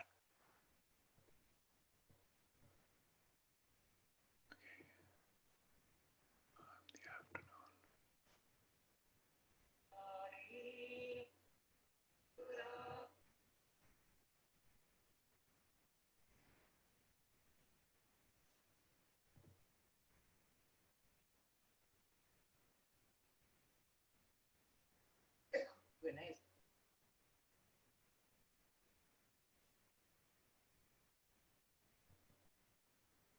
Lost his relatives also. He's standing on the. Sorry, I'm looking up on the internet. Just give me a sec. Oh, there you go. Yeah.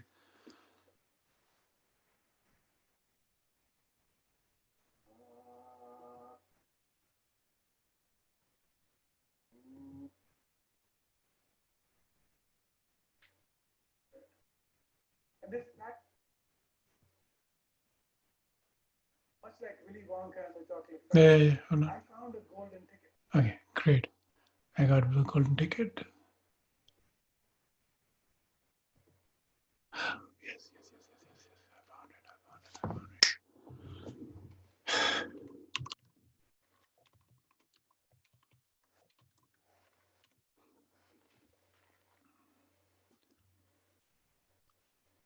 Eureka.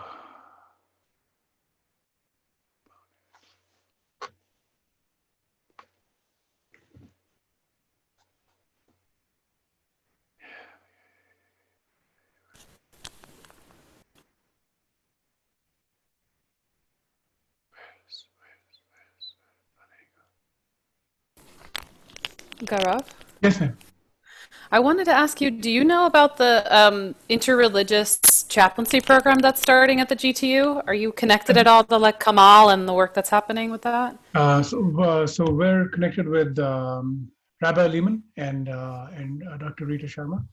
And so what we're doing now with GTU is we're working toward a continuum of care in the community where the work we do in teaching the Hindu concepts of Hindu tradition serves as a sort of stepping stone for the chaplaincy, the intelligence chaplaincy work that GTU is going to teach. So we're trying to see if we can get credits off for doing our course with them. That's awesome. Yeah. Yeah, it's an exciting project. It's fantastic. Rabbi Alim is just so good. He's fantastic, and Rita Sharma is they're great. We love what they're doing. All right, people are almost back. I haven't taken my break. Let me see if I can. I'm going to play this video just for fun. Let me see. Original lament. No, dude. One second. I'm trying to look for Eminem. Sorry. I'm looking for the other link. Oh, yeah. That's the one I want.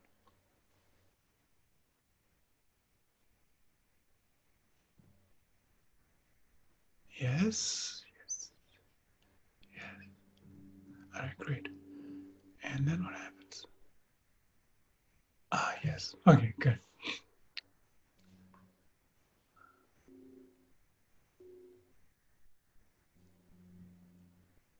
Okay, now I'm going to get dinged for copyright violation, so I'm going to be careful because I'll be playing rap music for you. This is assuming everyone is back. Hello and welcome back from the break. This is the comic relief part of the thing, not comic, but otherwise relief. I'm going to play two rhapsodies. All right, and this is part of a talk I gave last year, but it's a talk I've given many, many times. But this time with the video, with the music video in it. I'm comparing, you remember the two epics, the more recent epic is the Mahabharata. And in the Mahabharata, the most dramatic moment is the beginning of the battle, the war. And at the beginning of the war is the most interesting text to come out of, that. Actually, the Bhagavad-Gita, which is a religious and scriptural text for us. It's a philosophical and scriptural text. And at the beginning of this, the ace archer Arjun is having a breakdown, and he's describing his lament. He's describing his situation, and he's describing a set of features that. Is there anyone who's a psychologist in this group? Anyone? Raise your hand. Okay. Do you know what the DSM is? I'm sure. All right. So I'm going to use the DSM-5 just for fun, because that's the latest one. We're trying to diagnose a person who's describing his symptoms. We're going to diagnose two people, and you tell me if they're having different things, all right? Let's go.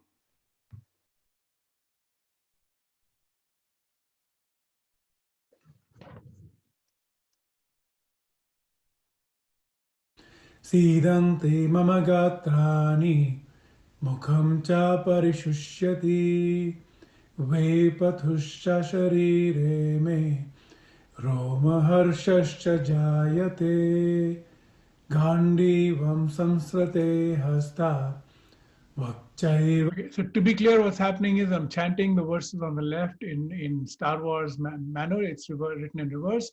And the symptoms he's calling out, for those who are keeping track, I'm writing on the right-hand side. So this is for easy comparison. Let's keep going. Aparidahyate nacha shaknomi avasthatum Brahmateva cha me manaha nimittani cha pashyami viparitani keshava na cha shreyo anupashyami hatva swajana mahave na kankshe vijayam krishna na cha rajyam sukhani cha kim no rajyena govinda Fantastic, thank you. Now this is one set of symptoms. I hope you were keeping track of the symptoms. I'll screenshot them for you over here. These are the symptoms to the right. You got it? Okay, let's listen to somebody else who's not in a physical battle, but he's at the beginning of a rap battle, but kind of having the same sort of interaction. Let's see what this guy has to say. This is Marshall Mathers, known more colloquially as Eminem, and this is a song called Lose Yourself from the movie 8 Mile.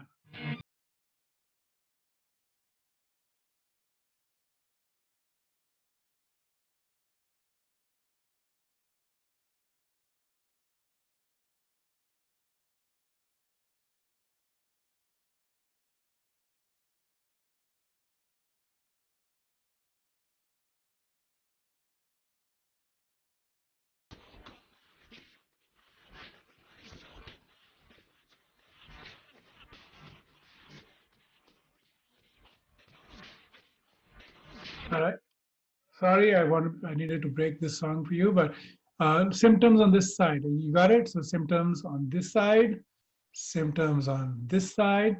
Now let's put compare it to panic attack in the DSM-5. I'm not a medical doctor. I'm just doing this for fun. Here's a list of symptoms of a panic attack. And you see 5,556 years ago, guy on the right describes symptoms that a modern doctor would say, hey, that sounds like a panic attack, as does Eminem. Both are singing, both are having the same symptoms. Was that fun? So yeah, that's the comic relief coming back. All right. So have you kept pace with everything I've said so far? Has this been fun? I'm sure it's entertaining, but have you taken something away about Hinduism and modern spirituality? I'd like to hear some reactions. No sidelines, you gotta talk. It is so interesting how the beliefs have been woven into Western modern culture, and how a lot of what you're talking about is the basis for a lot of philosophy, both in my religion, which is religious science, and I know that some of the philosophers, like you said, Emerson and Thoreau, have considered these concepts, and it's just, you know, it didn't change. I mean, they changed it, but they wove it into modern culture. Yeah, so American philosophy, Emerson and Thoreau are the foundational cornerstones of American philosophy. And these are two people that are deeply, intimately familiar with the Upanishads and the Bhagavad-Gita. When Thoreau went to the Walden Pond, and he took 10 books with him, one of which was the Bhagavad-Gita. And so it influences his thinking in more myriad ways. I have another presentation I often make on the Bhagavad-Gita where I talk about, today, if you want to have fun, I could bring it up, but I didn't plan to talk about it. But I geek out when someone mentions it, and then I am uncontrollably geeked out. So do you want to see it? Okay. Okay, I don't care if you want to see it. I'm going to show it to you because now I can't unthink the thought, and we just have to go there. All right, let me find you this thing.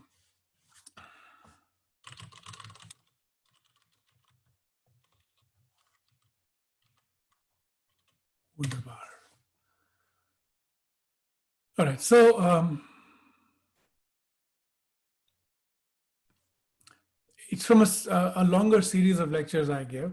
I'm going to play a game with you. And again, this goes back to what we were saying earlier. So it's not discursive. Aubrey, you do have a question? No, okay. Okay, so it's not discursive. It's just I didn't plan to cover it right now. So what I'm trying to show you is that the echoes, like you were saying, the echoes, the ricocheting and echoes of this philosophy, you're going to see everywhere. And I'd like to show you some of that. And I'd like to begin with a quote from the Gita.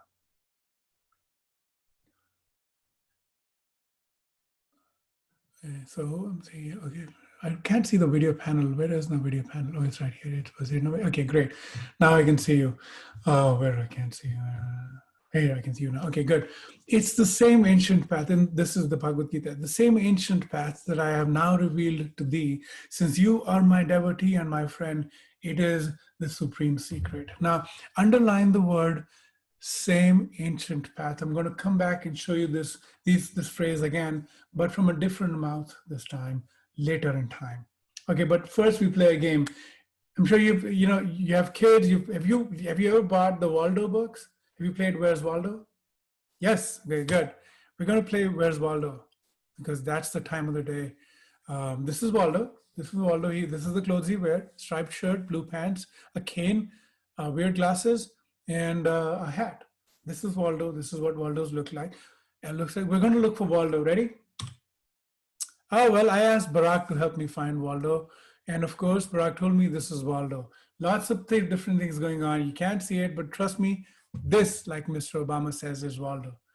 All right, this is how you play Where's Waldo. You look for Waldo, Barack only helped you once. You're not going to get this help again. Let's do this again. Do you see Waldo? We're looking for this Waldo this time. Where is he?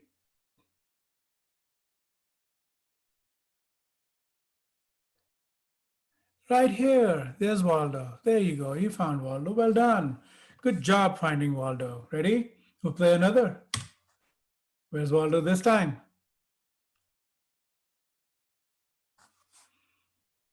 Good job. You found the Waldo. He's right here. So you get it? Once you know what Waldo looks like, you can find Waldo everywhere you want. You ready to play this game again? Let's play another Find Waldo, a different Waldo. You ready? He looks different, but kind of the same. This is a different Waldo, but trust me, it's also Waldo. This Waldo is Ralph Waldo Emerson, right? Now, this Waldo kind of looks different, but frankly, probably the same guy. Here's what this Waldo does. This Waldo writes a very influential book. And he writes a whole bunch of influential stuff. This is the cornerstone of American philosophy on self-reliance. Here, watch this. These are not new, but the very oldest of thoughts cast into the mold of these new times. Did I promise to show you the same verse again? I did. Have I delivered? Yes. Guess what happens to this Waldo? Where else have you seen this Waldo? He writes self-reliance, which you know now as pretty much American philosophy. This is what America is built on. It's built on this philosophy. What else does he do? He has a house by the pond. He makes money from giving his talks, Mr. Emerson. And from this money, he buys land by the pond. His young friend, Mr. Thoreau, says, can I borrow your cabin for a while? He says, yeah, go live in my cabin for a couple of years. So Thoreau lives in the cabin, writes Walden Pond. And guess what happens? Thoreau writes things that lead to the idea of civil disobedience written by, who writes the idea of civil disobedience? No, it's not MLK just yet. It's not Gandhi just yet. It goes all the way to Russia. It goes to Tolstoy. Tolstoy reads Thoreau, writes on civil disobedience. Gandhi sitting in South Africa, Indian guy sitting in South Africa reads it, decides he's going to build Tolstoy farm in South Africa, practicing civil disobedience, becomes a big guy. Guess who reads him? MLK. Guess why Black Lives Matter? Because Waldo is out and about doing his thing amongst us. So you see, American philosophy, the cornerstone of that is stuff you already knew. How's that for claptrap oratory? Was that fun?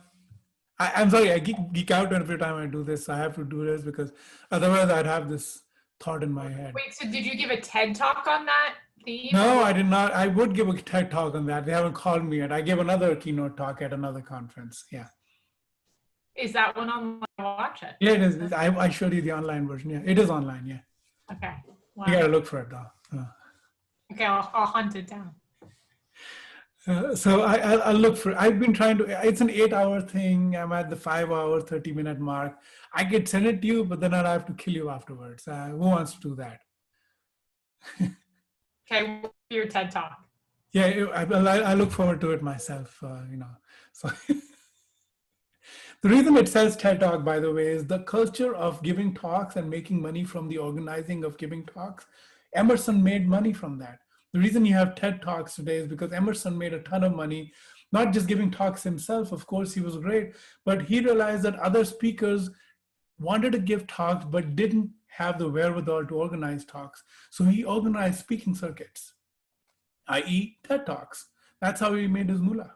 That's how he buys the cabin by the pond. That's why Thoreau stays in that cabin and writes the Walden Pond. So TED Talks also come from Emerson, it turns out. Who knew? Now I'm approaching conspiracy theory levels of interpolation, but you get the idea. All right, so Hinduism, back to Hinduism. Any questions that have arisen in the break that you took? How may I engage with Hinduism is a pending question from pending question from before the break. Right? How may I engage with Hinduism is a terrible question to answer, because there's no easy answer. There's a lot of easy answers. They're all there. You could eat, pray, love. That is, you could go to an ashram in India and write a book about it. It's good. You could go do that. There's a lot of gurus. Now, it's not obvious what the gurus are doing in the Indian system, and because you're going to be spiritual companions, I do need to tell you about that. 1 second. Let me just find that presentation. No. Seriously, I already had it.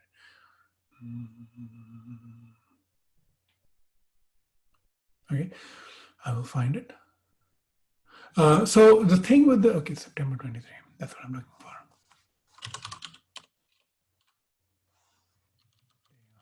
So the thing with the Hindu tradition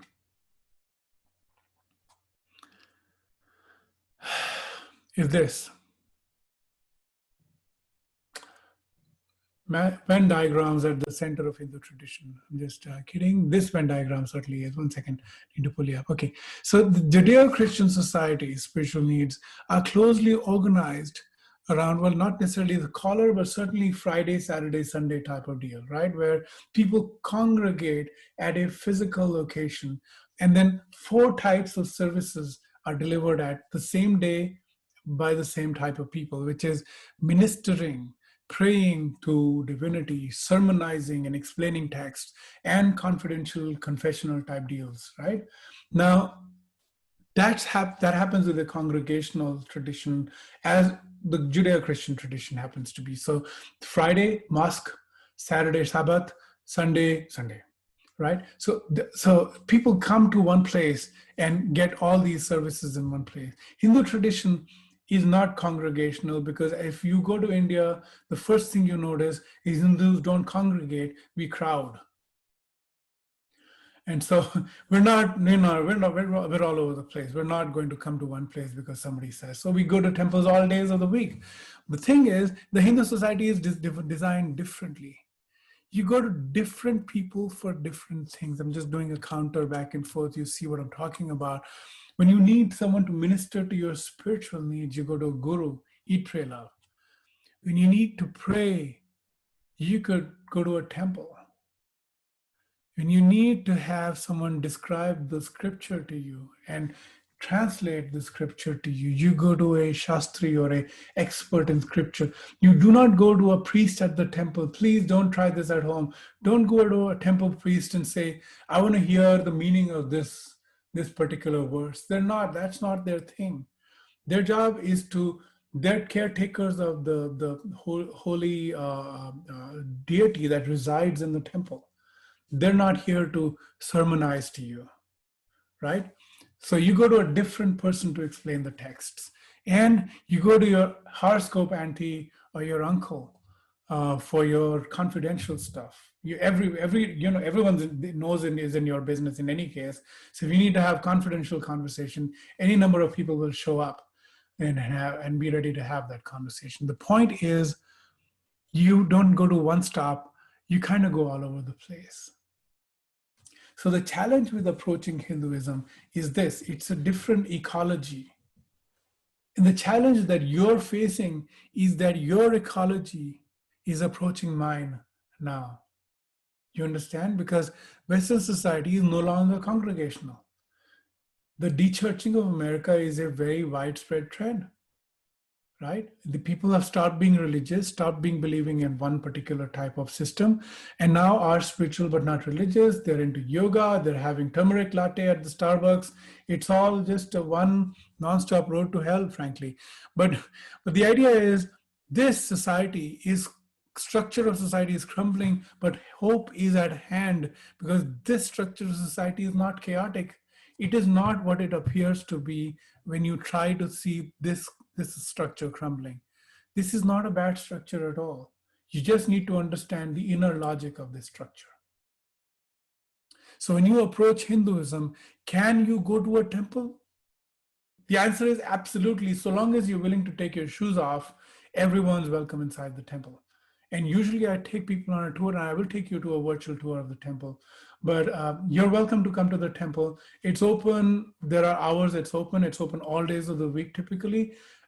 Services in course are happening. Services are not about you. So if you're not getting the attention at a service, it's because you're not the center of that service.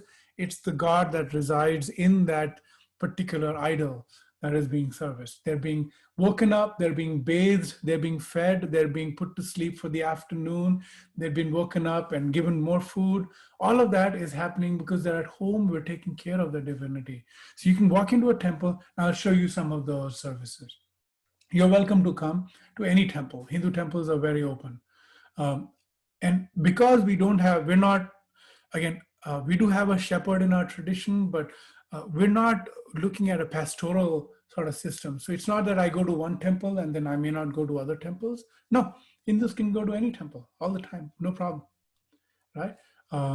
It's not a problem. I could go to a church and have a divine conversation, because again, the intention is to connect with divinity personally, right? The physical structure and form are a means to an end. And so every sacred place is sacred to us. If you have, most Hindus, if you give us a religious book not from our tradition, we would still treat it with the same reverence, which is we would not keep it on the ground. We would not let our shoe touch it. We would, make sure our hands are clean when we touch it. If our hand accidentally, foot accidentally touches something that's holy from any tradition, we'd be sorry about it, right? And if I go to churches because, interfaith, my intuition is always to take my shoes off. I'm not entering a holy space with my shoes, I'm sorry, right? But it's kind of gross to everybody else. Why is this man taking his shoes off? But that's how you go to a Hindu tradition, temple. So temple, you could go to gurus to understand Hindu tradition. Thankfully, over the last couple of 100 years, gurus, the guru forest is very extant. There's a lot of gurus and systems in the Hindu tradition. I do have to tell you that there are a wide range of guru systems that exist. Some that are theistic, some are atheistic, some are ritualistic. All manner of variety exists in the Hindu tradition. And so you have to really know what your guru system is. And it's not apparent from the outside. You really have to look deep inside. So, okay, and this is the part where I will tell you that. So let me finish that. You could talk to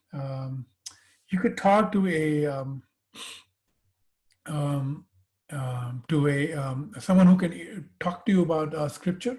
You could go to a scriptural expert or a scholar, right? But Western scholars, I have a healthy disregard for Western Indology scholars because their understanding of Hindu scripture is a taxidermist's perspective, which is the patient is dead, I'm going to tell you. They're not living the tradition, right? So they're showing you the tradition as a museum tradition. Yeah, this is how it used to be 2,000 years ago. No. That's a taxidermist's perspective. If you want to hear a scholar, go find a Hindu scholar. Doesn't matter what color of skin they have.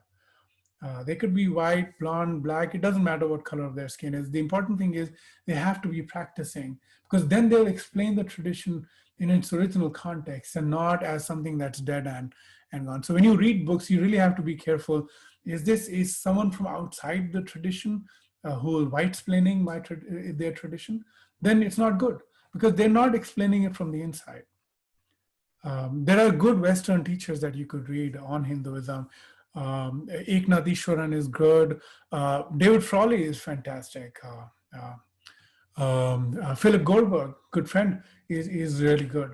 American Veda, he's written that. So you could go to Western scholars, and in fact, Indian scholars that write in English. They're pretty articulate. You could, if you wanted to have confidential conversations with someone in the Hindu tradition, you could go to the horoscope people. The astrology scene from India is really rich and very different from Western astrology. And of course, everything else. So can you approach Hinduism from any of these angles? Yes, absolutely. You could read books, attend scholarly talks. You could go to a temple and just sit. You could go to a guru system and understand that system from the inside as well. All of these are acceptable forms of understanding Hindu tradition. I forgot to say things you already know. Under things you already know, have you heard of this new modern trend called vegetarianism? If you have, congratulations, you've heard something else about Hinduism that you know. Veganism, vegetarianism, very core part of Hinduism. I'm vegetarian myself. I'm not vegan. We do have dairy, but not egg. So yeah, vegetarianism is a core part of Hindu. A majority of Hindus are vegetarian some part of the time. A minority, but a large minority of Hindus are vegetarian all of their time, people like me. And as you can tell, I'm 5'11". I'm reasonably not dead. And so vegetarianism, you could be vegetarian and be a full human without feeling that your protein loss is killing you. So so yeah, so vegetarianism is another core thing. And Indians know how to cook food that is tasty. Just don't go to the the street food thing, because that's all carbs. If you're into keto diets, that's not going to be a good place for you. But Indian food is tasty because we have had to deal with vegetarian food for a long period of time. So we know how to cook vegetarian food and stay vegetarian.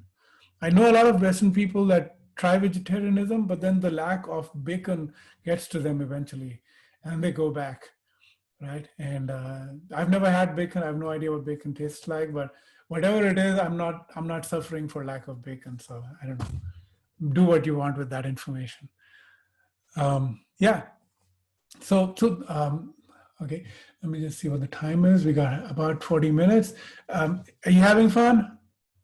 As Russell Crowe says, are you entertained? Yes, you're entertained. Entertainment is very important. Our number one aim today is entertainment. Information, like I told you with the story, information you'll get anyway. All right. Now, let me tell you about temple worship now, because I'm going to take you inside the temple now. Temples are a core part of the Indian ecology, the Hindu tradition, but not for reasons you might think. You don't need to go to a temple if you're a Hindu. Your Hinduness has no relation to you going to a temple. A lot of Hindus don't. 80% of Hindus in the West don't go to a temple, and they are no less Hindu for it. It's not a problem. Temples are a civilizational sort of resource, because they also served as centers for community events, rather not communal, but community events, which marked the passage of time. Hindu traditions are very linked to the calendar. We are very acutely aware of the calendar, the passage of time, both lifetime, annual time, and cosmic time. All types of time we recognize. So the Hindu temple, the festivals at the temple, this time of the year the rains are just over in India, and this month is a festive month like nobody's business. Today, in fact, 2 hours ago, started Ganesh Chaturthi, which is the celebration of the festival of Ganesha, the remover of obstacles, the elephant-headed god that you're familiar with. So it's a holy day for us. And at the temple, they're doing a lot of celebrations. As we speak, there must be a live stream somewhere going on.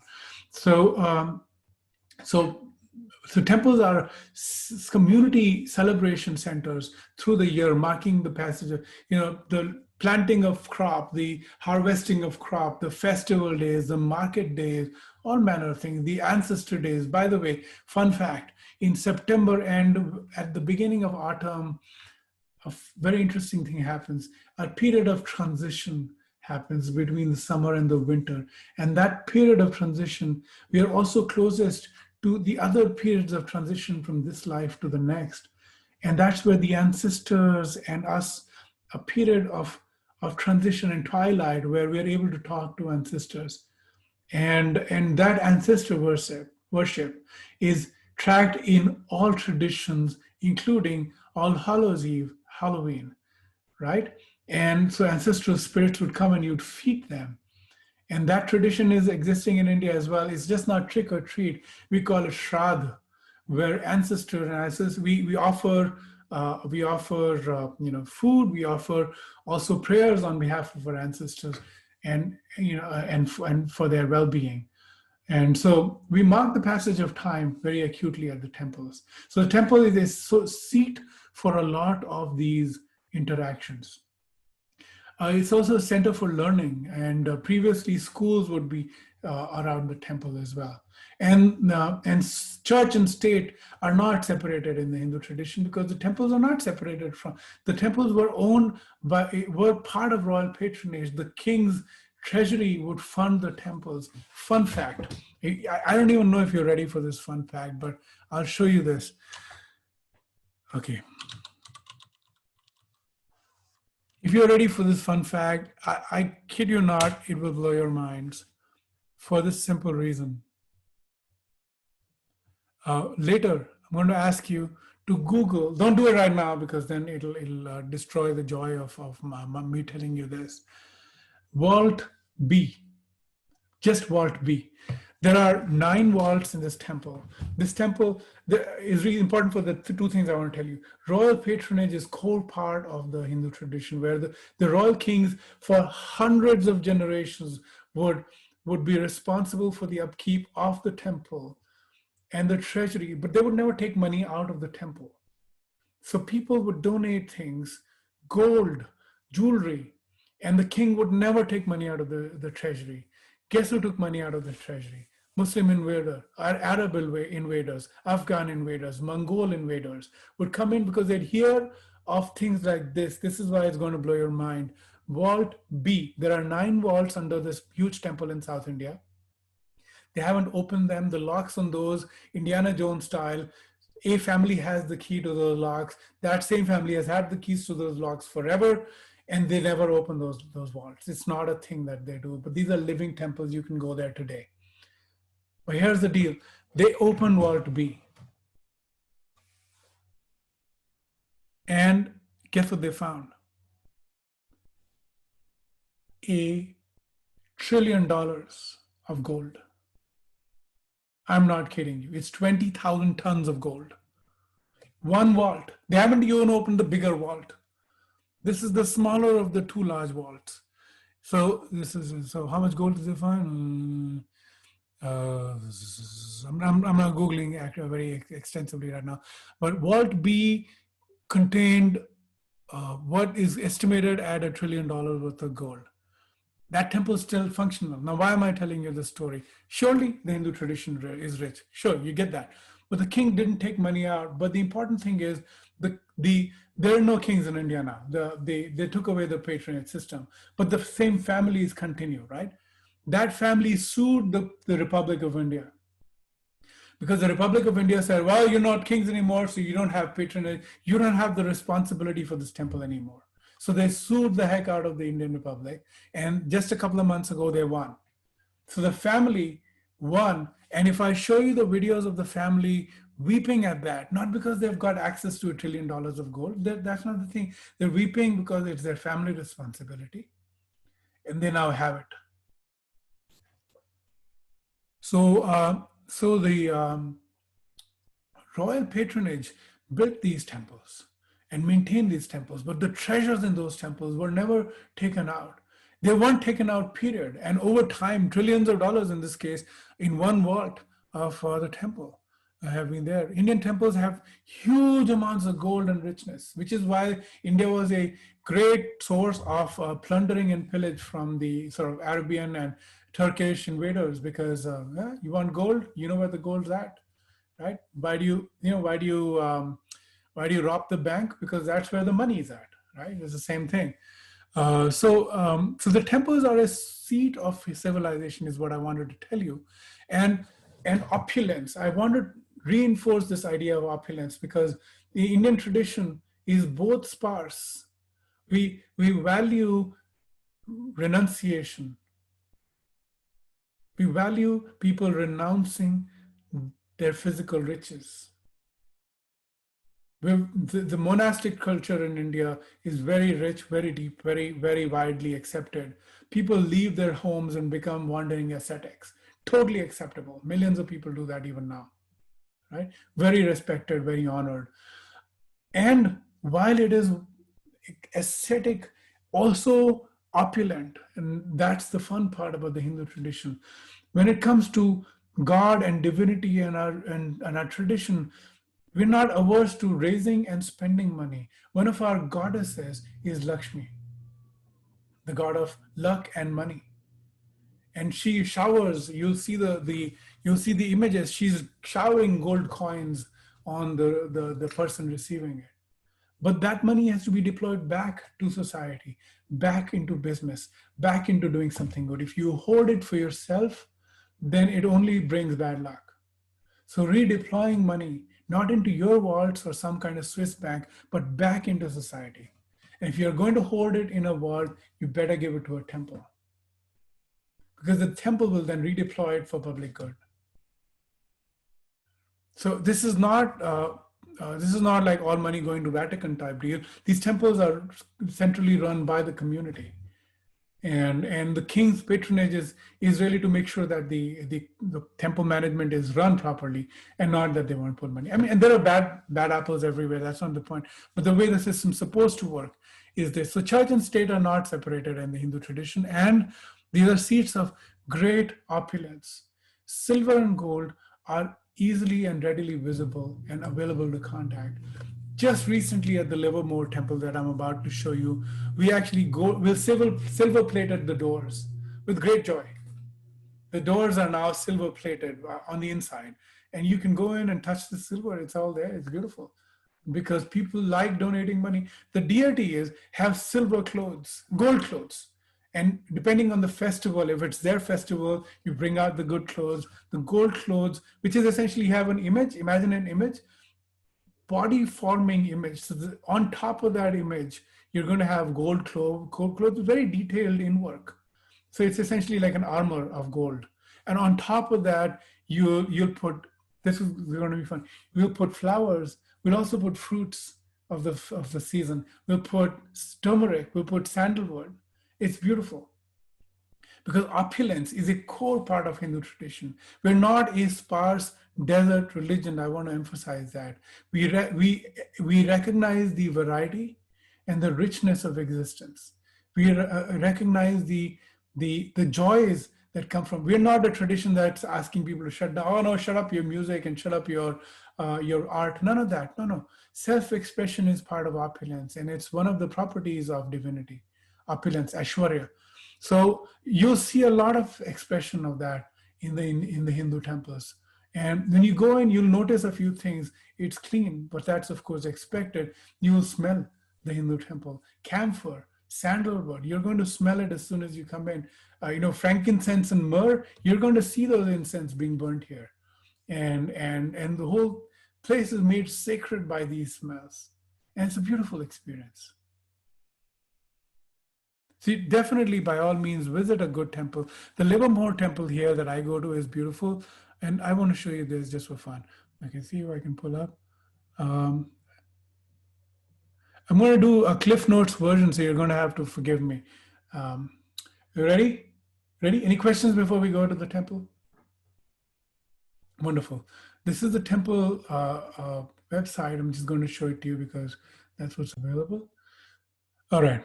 You seeing what I'm seeing? All right. So this is Ganesha, the elephant-headed god. The story behind him is, of course, he has a broken tusk. You see, he has the head of an elephant, but the body of a sort of human body. There's a backstory. I don't want to get into it. His meaning is that he's the remover of obstacles. When you do any important task, you always think of Ganesha because he's a Vignaharta, removes obstacles. And this is the form you remember, some version of this form you remember. 4 hands, because that's what he has, an elephant tusk. And one tusk is broken. If you see this tusk, it's broken. Why? Because the story goes, the second epic that I told you about, the more recent one, the writer of that epic needed a scribe. And Ganeshji said, all right, I'm going to be a scribe. But Ganeshji is really quick. While he's heavyweight, he's really quick and he's very smart. He said, I'm going to write, but here's the deal. If you stop talking, I'm going to stop writing, right? This is just the way it is. So you're going to have to keep talking. So the writer of the Mahabharata said, all right, and all the text. He said, okay, I won't stop talking, but I have a condition for you. If you don't understand it, you don't write it. So they had this mutual exchange of commitments. What it did is he could sing it at an even pace, and he had to break his tusk and start writing with his tusk. That's why his tusk is broken. That's his story. You see, I told you a story, you'll remember the story, right? And then there's a whole bunch. He's having an Indian sweet, a laddu. This is candy. It's made of flour, not flour, but chickpea flour, and it's very sweet. Laddu. He likes it, and when you go, people like. No, today is his day celebration, Ganesh Chaturthi, once a year, and so this is the preparatory work that's going on. I'm just going to skip forward. So what we're doing is we're preparing this deity. Now, let me tell you a little about deity. It is not that we are idol worshippers, and the famous old Bible story of the golden calf, and this is the sort of abomination that the Christian God tells you, or the Jewish God tells you to avoid, Elohim tells you to avoid. No, this is not the same thing. Yes, it is the same thing, but also not the same thing. Why? The divine is not just the physical form. For us, everything is divine. Our first verse says, Ishavasim idam sarvam. He pervades everything that is seen, moving and not moving. Divinity is everywhere. You don't need form to connect with the divine because everything is divine. The reason we engage with form is because you remember that Spider-Man story. Because form allows you to focus your attention. The stranger, more intricate and more interesting the form, the more you remember the story of that form, right? And that story takes deeper into your psyche the truths that we wish to convey. But more than that, these deities, they're not their physical form, but the beginning of every deity worship is to invoke. It is to say, I know you're everywhere, but I invite you to come here. Inhabit this form so I may pray to you, so I may offer service to you. How do you serve the universe? You tell me. If the universe is angry at you today, you tell me how you're going to be talking to the universe. You're going to go crazy screaming at everything. Don't be angry. No. You can't pray to the universe. In the Bhagavad-Gita, he says, so Arjun asks, do you like more the impersonalists who pray to the universe, or do you like people who pray to your physical form? He says, look, they're both dear to me, but the impersonalists have it bad, as in they have to work harder, because it's so fickle. One moment you have a connection with the universe, next moment it's gone. So their state of sacredness is very temporary. And so it's very difficult. That form of worship is very difficult. So what we do in the Hindu tradition is, think of it as a hack, is we invite the divinity that is everywhere, but that form of divinity which will remove our obstacles, please come and inhabit this form. So we may offer you our flowers, we may offer you our water, we may offer you our fruit, right? And we may pray to you. And then at the end of it, we'll ask you to go back, because you're everywhere.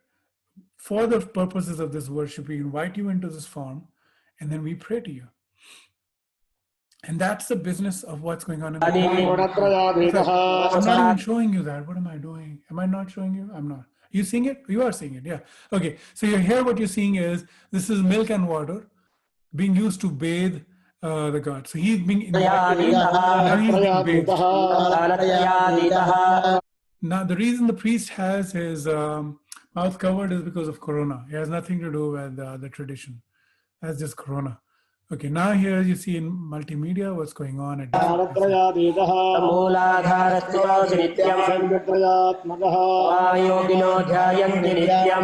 you see his hand, he's holding a particular gesture. If you go to a yoga system, you know the mudras. In the Buddhist system, you know the mudras. This is a mudra, a particular hand gesture. You will see he also has a hand gesture. Each hand gesture is a different state of consciousness. And he's holding a different state of consciousness, which he's revealing through his hand. All right, let's keep moving. Okay, let me get to the fruit offering, just for fun. Okay, here we are. Okay, here we are.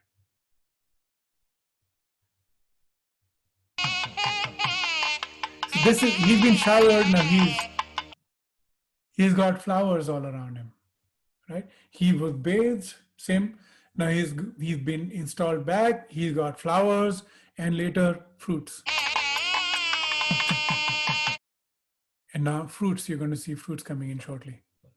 पराजिताय नमः सर्वेश्वर्यप्रदाय नमः आक्रान्तचिदचित्प्रभवे नमः ॐ विघ्नेश्वराय नमः ॐ सुमुखाय नमः ॐ एकदन्ताय. So who goes to a temple? Who goes to a temple is quite interesting. The afflicted, the curious, the knower, and the greedy. 4 types of people go to the temple. People that have a problem, artho. Artho are people that have a problem and they want to scream at the universe and say, why are you doing this to me? So they go and ask for help. Artha, people that are afflicted. Jignasu, people that are curious. So what is the true nature of reality? They go to a temple and in there they find a clean, quiet, harmonious place where they can sit and meditate upon the true nature of universe. Jnani, people who already know, people who have awoken to this, go to the temple to experience the variety and beauty of this existence all in one place.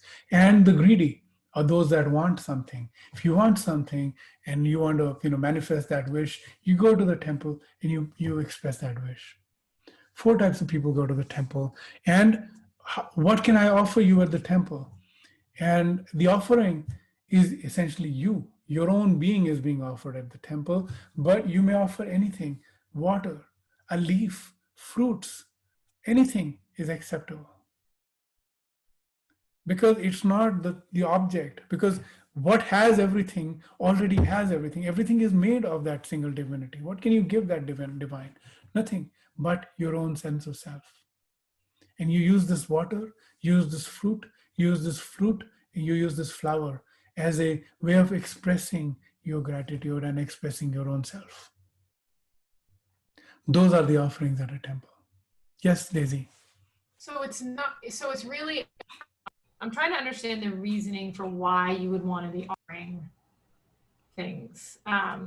So really, I just heard you say is it's really about gratitude, showing your appreciation, and as an expression of maybe the divine within you or that part of yourself. Yeah. So it comes down to bhava, or the emotional state that you wish to call.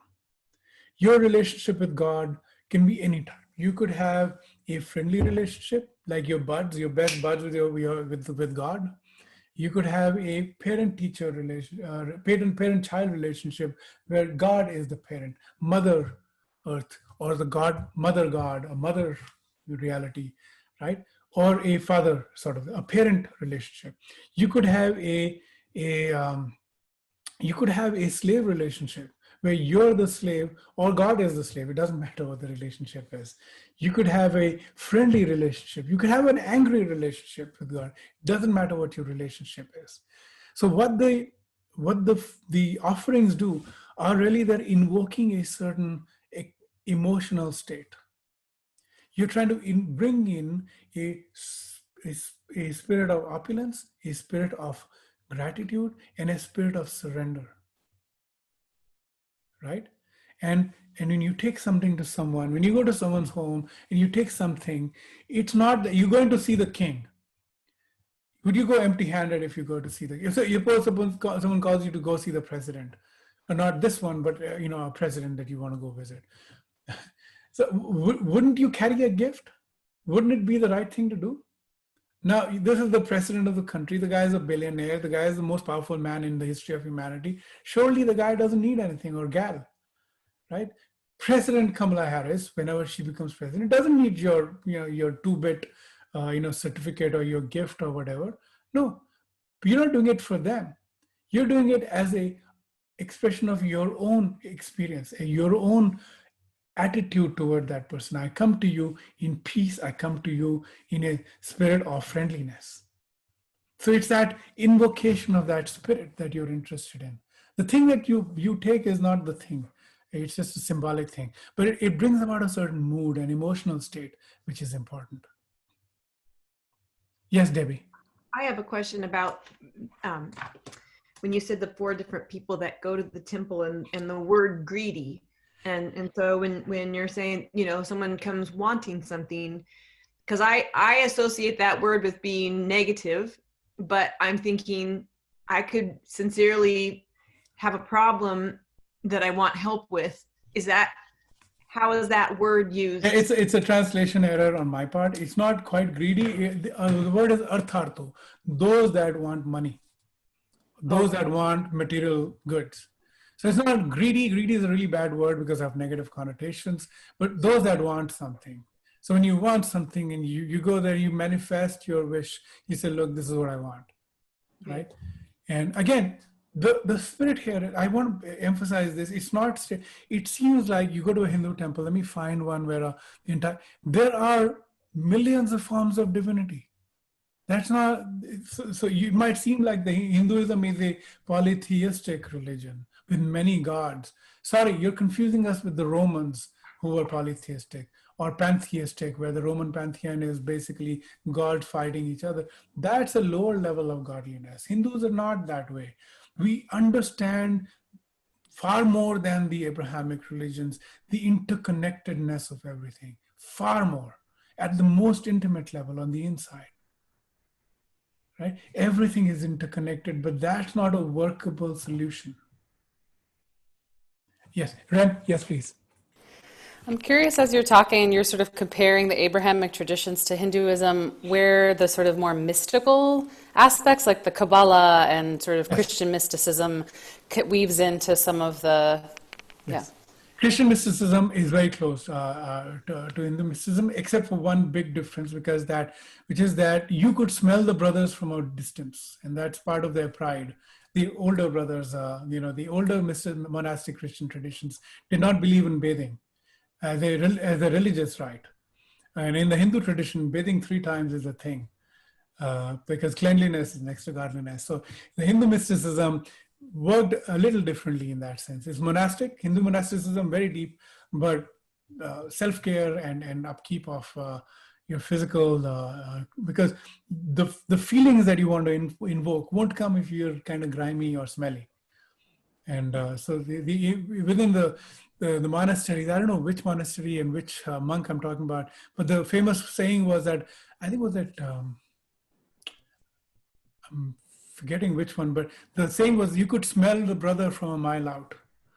And that was part of his greatness. Such a great monk he was, that you could smell him from a mile out. Hindus, you would not, that would not be acceptable. They have to bathe, enough number of times in a day. Hard country. Also, let me show you one more thing. Okay, this is temple. Okay, let's see this. This is a Purusha. So Purusha Sukta, I really love this particular set of verses. This is from the first Veda, the Rig Veda.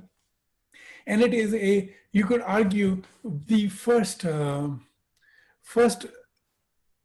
query about the nature of everything and the interconnected, and the first prayer to that supreme being, Purusha. And that's a Purusha Suktam. I know it by heart. It's a very intimate, very interesting text. But here's a ceremony that's happening with that particular Suktam.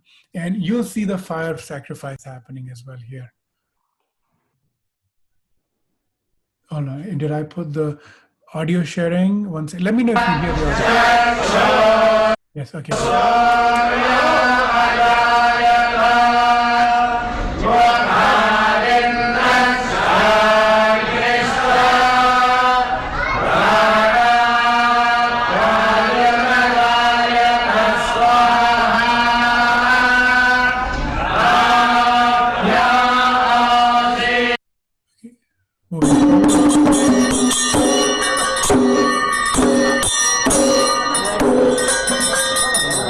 You're going to see the outside of the temple. All priests, all priests.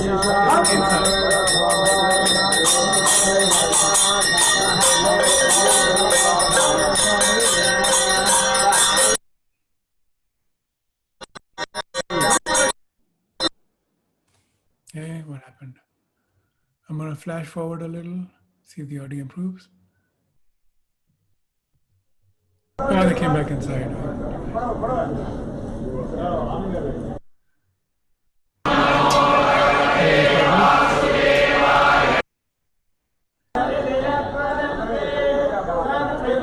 Okay, now remember I told you Hindus crowd, we don't congregate. This is an example of that, such a holy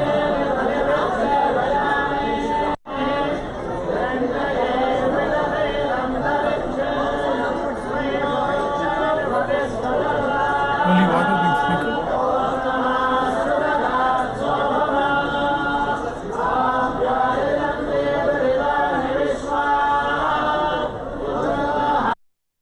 Now I'm going to show you the It goes through this, right? There's some delay to that already. So then it has like a server to that. Okay. Then it sends.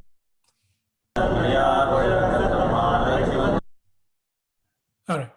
So okay, okay.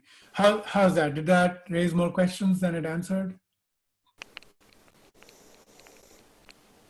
I'm curious about, and I've been thinking about this throughout, is I noticed that it's just men in the inside circle, and I'm curious about like sort of gender role and relationship to Hinduism. That is a great question. So all these Purohits are men because most of the Shastris, people who recite and do these, all of these in this tradition are men. Women are not excluded, but they have different places to do it and different times to do it. There are some deities where women are not allowed. There are some deities where men are not allowed. It's women only, depending on what's going on. Or women with their periods are not allowed at some deities' temples.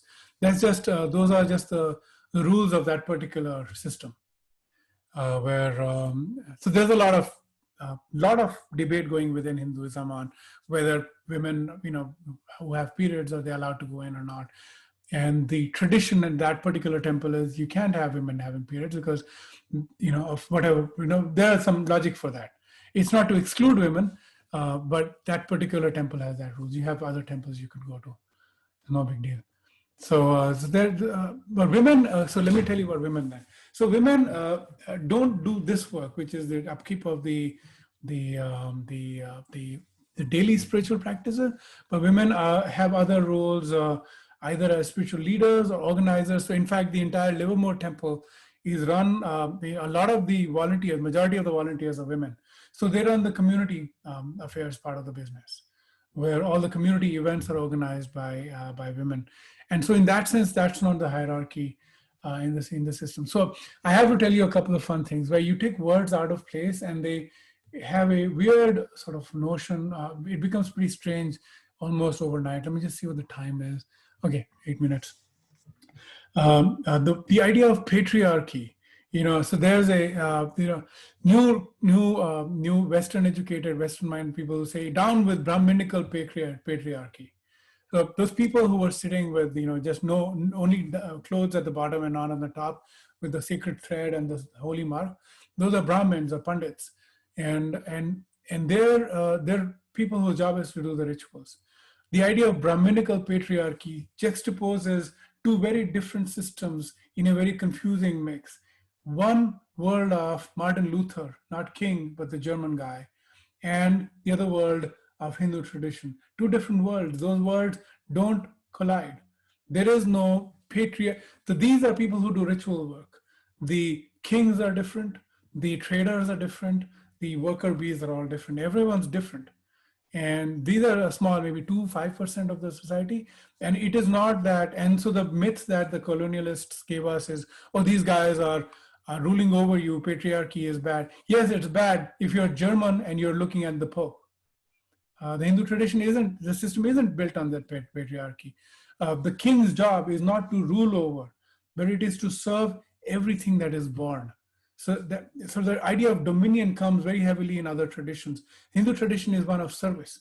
The king's job is the central pivot that organizes the community. So they're accountable to everyone in the society, all living beings, whether they're born from an egg or from a womb or from sweat or whatever they say. So all living creatures in the domain or in this principality must be served by me, because my job is to maintain order so that harmony is maintained.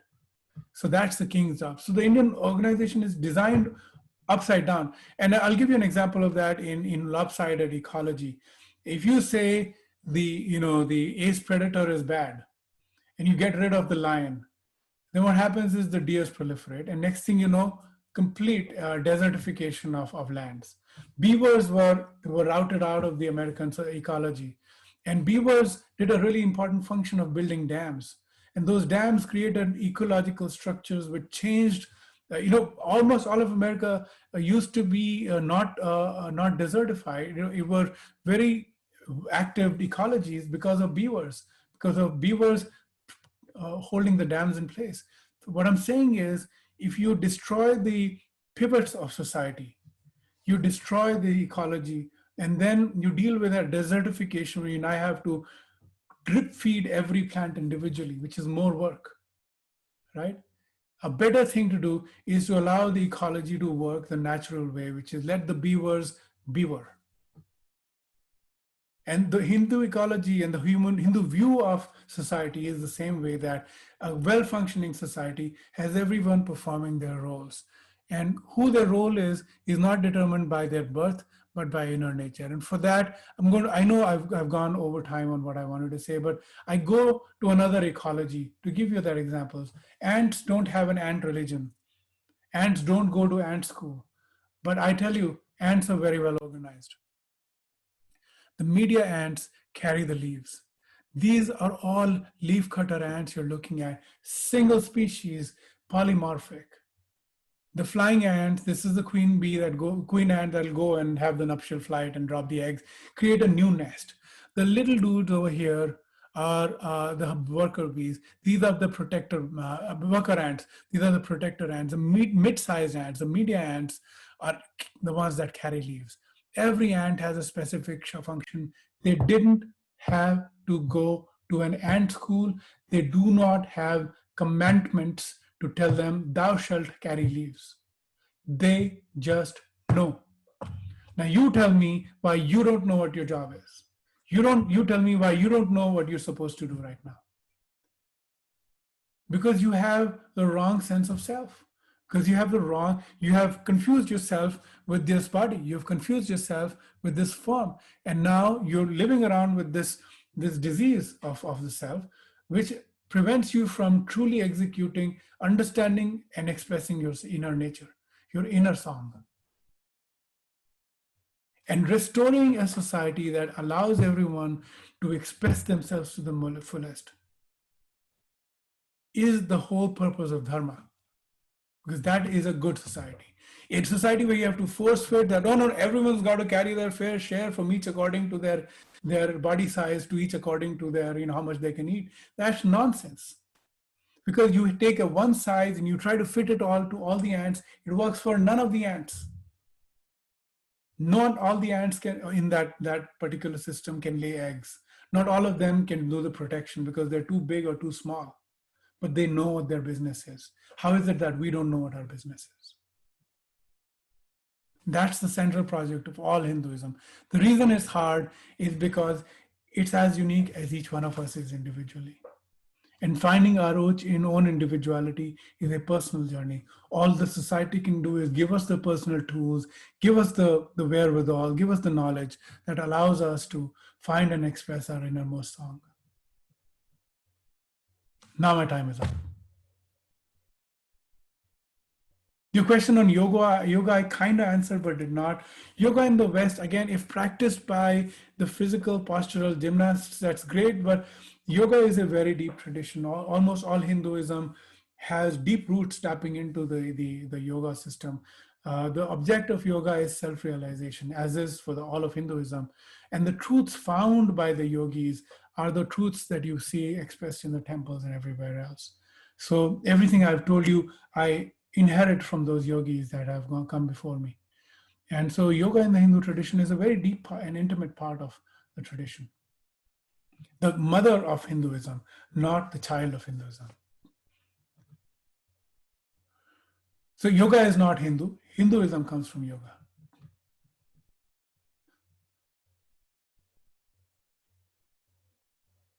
My time is up, but I'd like to see if there are any questions that I've left unanswered or anything I can do to inform you about other things. I would like to plug my YouTube channel because why not?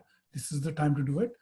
But I will be happy to take questions at this time.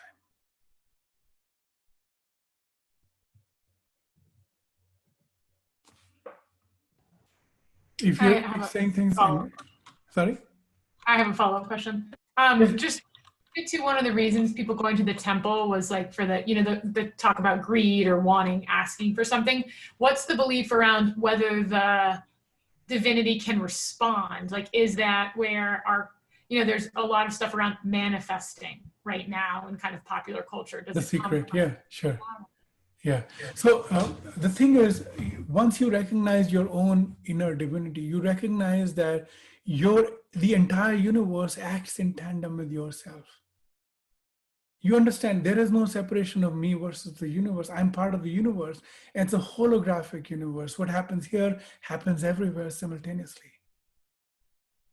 Once you recognize your own intimate connection to the universe, manifestation is an obvious corollary that might come out of it. But we're not magical or miraculous. And the Hindus are not. We do have miracle stories all the time, for God's sake. But we're not. We're not so fatalistic, amazingly for a fatalistic tradition. That's not how we look at it. If I want a bicycle and I want to manifest it, no.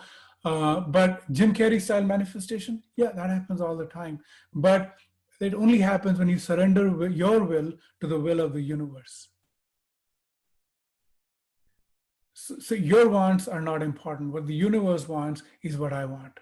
Like this other lady said, and when Harry met Sally, I'll have what she's having, right? You only have what the universe wants to have. Once you want that, you'll have what the universe wants to have, of course. Because why not? What else is there?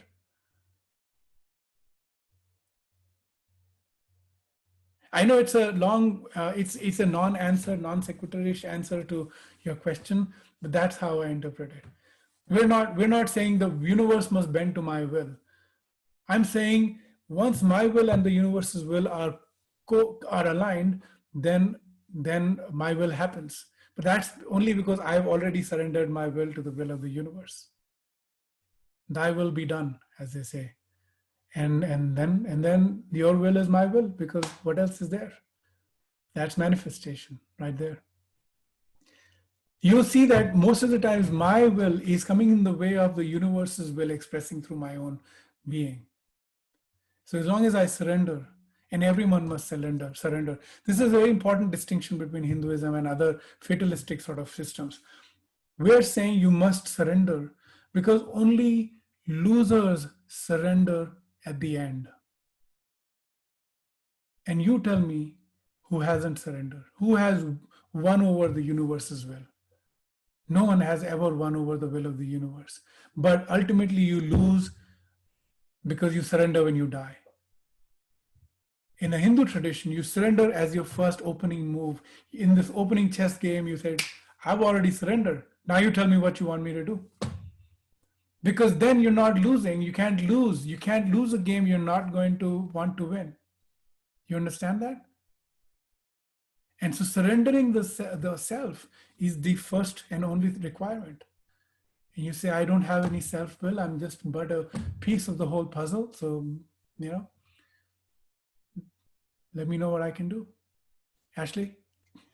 How do you feel like that idea of surrender kind of works with sort of the superstition?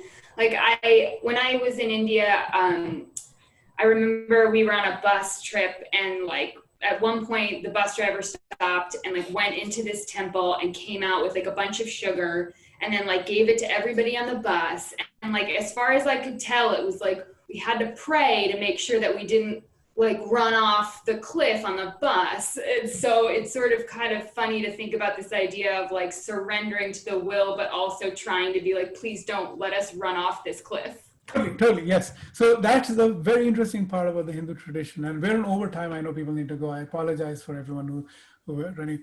But the Hindu tradition says, let your will be done.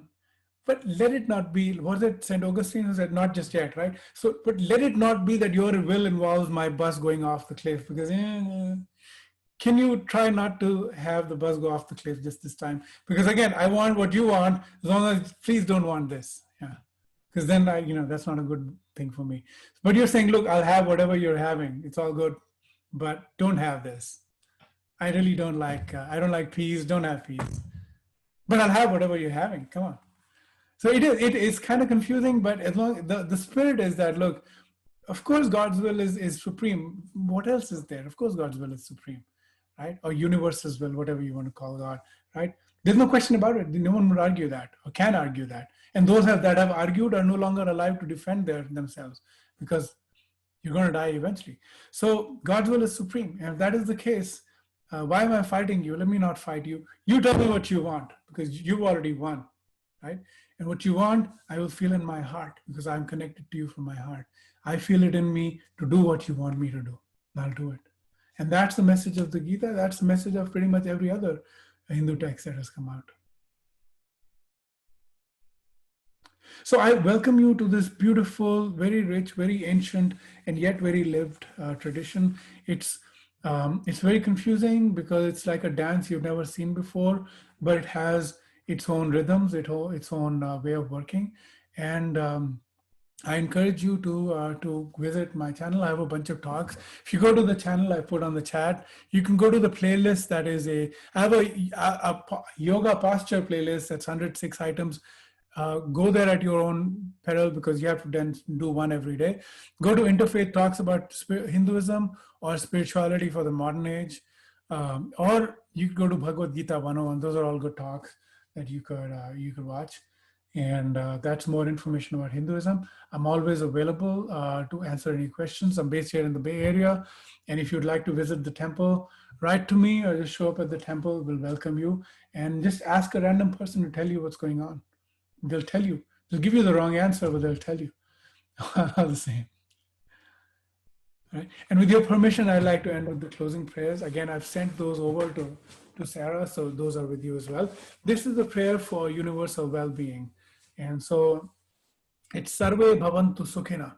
Let all be in peace. Sarve Santu Niramya. Let everyone be free of diseases. Sarve Bhadrani Pashyantu. Let all see auspicious sign. Ma Kashchit Dukha Bhag Bhavet. Let there not be sorrow or misfortune anywhere. Those are the prayers I'm going to chant. So please sit comfortably. Being comfortable is more important. Sit with your back straight but not stiff. Back, neck, and head in a straight line. Close your eyes gently and relax the expression on your face. Relax your shoulders. Relax your belly. If you'd like, please follow along by bringing your palms together in Namaskar Mudra at your heart center, pressing your palms together at the center of the chest. Bring your palms together, bring your fingers together, gently touch the back of the thumbs into the chest. Now feel your pulsation, your heartbeat pulsating through your thumbs into your empty palms, and feel the rhythm of your own self, the beating of your heart, and the coursing of energy through your own self. The energy that's outside of you and yet within you, that animates this physical body. Feel that presence in the palms of your hand. Stay right here at your heart. We're going to chant Om 3 times, and then I'll chant the closing prayers. Exhale completely. Take a deep breath. Inhale.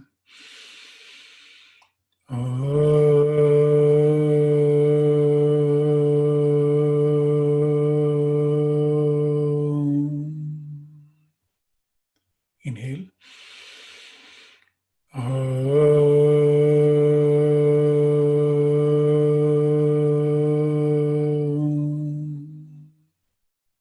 Inhale.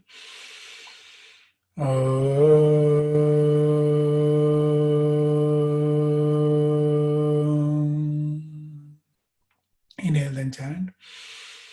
Sarve bhavantu sukhinaha, sarve santu niramayaha, sarve bhadrani pashyantu, ma kaschid dukkha bhag bhavet. Om Shanti Shanti Shanti.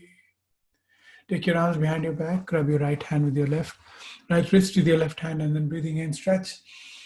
Breathing out, bend forward in a deep sense of surrender.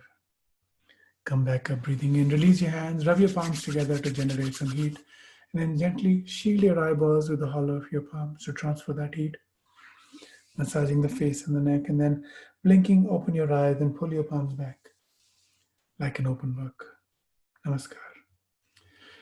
We do free yoga classes every day. There are 7 classes we do every day, and there's a meditation class every evening, every morning at 5:30 Pacific, and every evening at 6 o'clock Pacific. And these are free and completely non-denominational. If you're interested, you can register. As of today, I am so proud to tell you, we've done 1,000 free classes online. We started this when COVID hit, and I do a class at this temple that I showed you on Saturday mornings. And that Friday, California went into lockdown, and so we couldn't do the Saturday class. I set up my personal Zoom account. I said, hey, come on if you want to attend my class. People liked it so much that 40 people and 40 instructors and 33,000 people have attended these 1,000 classes. So you're welcome to join. Just go to the register button you've seen there, and it'll register you, and then you'll get all junk mail from me. But more importantly, you'll be able to attend. These are all authentic yoga teachers, deep practitioners, all who will teach with kindness. There are seniors classes, so you can send them to seniors. There are kids classes, let the kids know. And the kids classes are a lot of fun. All the teachers who do those classes have too much fun because kids are bundles of energy. And then 6 p.m. Pacific, we do meditation sittings. I usually do Friday evening or Saturday evening or Sunday evening, depending on what the roster says. But again, these are free. Please use these and take advantage of them. And also, if you want to learn about the Counselor of Hindu Tradition course, if that's something you're interested in, you can go to the same site I've given you, go to the other link, and you can register. It'll come to me. I'm the dean of the program, but you don't need to be a Hindu. That's not a requirement, but you do need to be interested in Hindu teachings, because that's what we're teaching in the context of pretty much the same services that you're delivering, but approaching it from a Hindu angle.